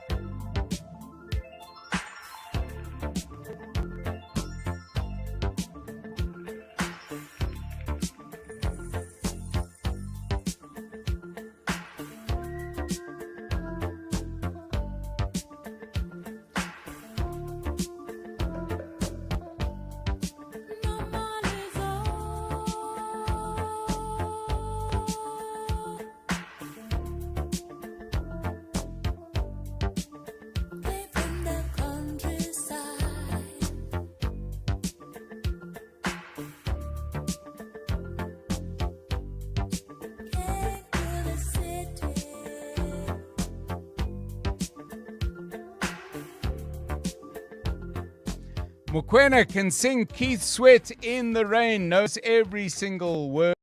Chad, Five Finger Death Punch, Wrong Side of Heaven. And Scar can sing if you ask him to. Jay-Z, Lost One, beginning to end. Speaking of ends, we've come to the end of 702 Drive for today. But just for today, we'll be back at 3 o'clock tomorrow. From me, John Perlman, and the team, good night. And now, The Money Show. With Stephen Grootes, live on 92.7 and 106 FM. Streaming on the Prime Media Plus app. And DSTV channel 856. The Money Show with Stephen Grootes is brought to you by ABSA CIB, proud sponsor of the ABSA Africa Financial Markets Index 2025.